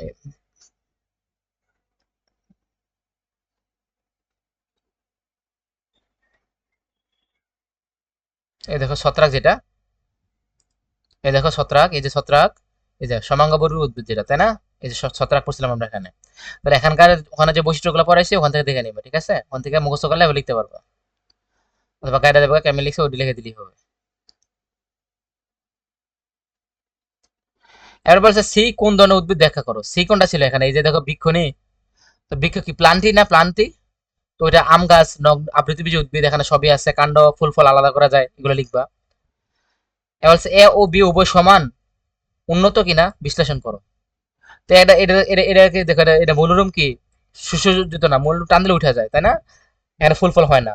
আবার এটাও দেখো গাছ, কিন্তু এখানে দেখো ফুল ফল হয়, বা ধরো আবৃতবীজী উদ্ভিদ, তাই না, কাণ্ড সুগঠিত। এটা আর এটা কিন্তু এক না, তাই না? একটা হচ্ছে তোমার সপুষ্পক উদ্ভিদ, একটা হচ্ছে এটা হলো সপুষ্পক উদ্ভিদ, এটা সপুষ্পক উদ্ভিদ, কারণ এখানে ফল হয়, এখানে ফল হয় না, তাই না? কিন্তু ফানবার্গের যে উদ্ভিদটা ছিল মস আর কি, মস। আর এটা ছিলাম আমরা কি, সপু- সপুষ্পক উদ্ভিদে পড়ছিলাম। তার মানে একটা হচ্ছে অপুষ্পক, একটা হচ্ছে সপুষ্পক। তাহলে অপুষ্পক আর সপুষ্পকের যে আলাদা আলাদা বৈশিষ্ট্য, এগুলো লিখবা, বা কোনটা কোনটা থেকে উন্নত লিখবা, গাইড থেকে পড়লে বুঝতে পারবা। এবার আমরা আগেও বলছিলাম তোমাদের সংক্ষিপ্ত প্রশ্ন থাকবে 15টা, 10টা আনসার করতে হবে, প্রত্যেকটা 2 নম্বর করে। তো কোন উদ্ভিদের ফুলে গর্ভাশয় থাকে না? যে নগ্নবীজী উদ্ভিদের ফুলে গর্ভাশয় থাকে না, এজন্য এরা নগ্ন হয়, ফল হয় না, এটা আমরা পড়ছিলাম তাই না? এবার বলছে সুপারি একটি আবৃতবীজ উদ্ভিদ ব্যাখ্যা করো। কারণ সুপারিতে কি হয়, গর্ভাশয় থাকে, এখানে ফল হয়। সুপারিটা দেখা গেছে ফলটা ভিতরে থাকে, তাই না? এখানে বীজ আছে, আবৃত থাকে, এজন্য এরা আবৃতবীজ উদ্ভিদ। এমিবা কোন রাজ্যের অন্তর্ভুক্ত? এই যে এমিবা আমরা প্রথমে যেটা বললাম আর কি, 2 নম্বর যেটা তোমার কি জানো, প্রতিষ্ঠা, ওটার অন্তর্ভুক্ত পড়ছিলাম এমিবা, তাই না? এবার এর কিছু বৈশিষ্ট্য লিখতে হবে।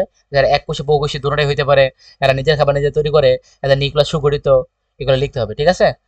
আচ্ছা, এবার হচ্ছে মস উদ্ভিদের কোন অঙ্গাণুটি মূলের কাজ করে? ওই যে রাইজোয়েট একটা পড়ছিলাম না, মূলের মতো পাতলা রাইজোয়েট। হ্যাঁ, রাইজোয়েটটা হচ্ছে মূলের কাজ করে আমরা বলছিলাম। রাইজোয়েটটা দেখাই আসি, তাহলে চিনতে পারবা।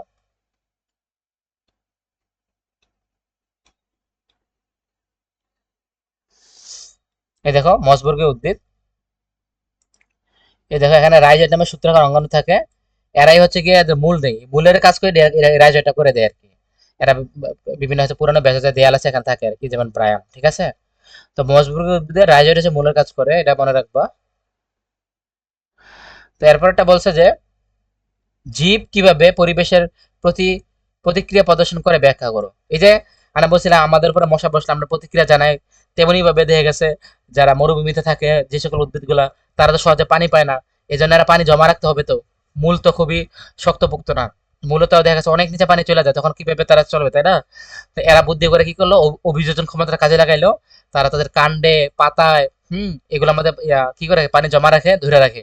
এই জন্য এগুলো খুবই রসালো হয়, ঠান্ডা ভেজা আর্দ্র হয়। ফলে যখন তাদের পানি দরকার পড়বে কোষের, তখন এখান থেকে নিয়ে পানি ব্যবহার করতে পারে। এই জন্য হচ্ছে পরিবেশ ভিন্ন হইলে তারা ব্যবহারটা চেঞ্জ হচ্ছে। কিন্তু ওই উদ্ভিদগুলো যদি মরুভূমিতে না থাকে, ধরা হচ্ছে কি তোমার এই নর্মাল পরিবেশে থাকতো, তখন কিন্তু তারা পানি জমা করে রাখা লাগতো না। কেন?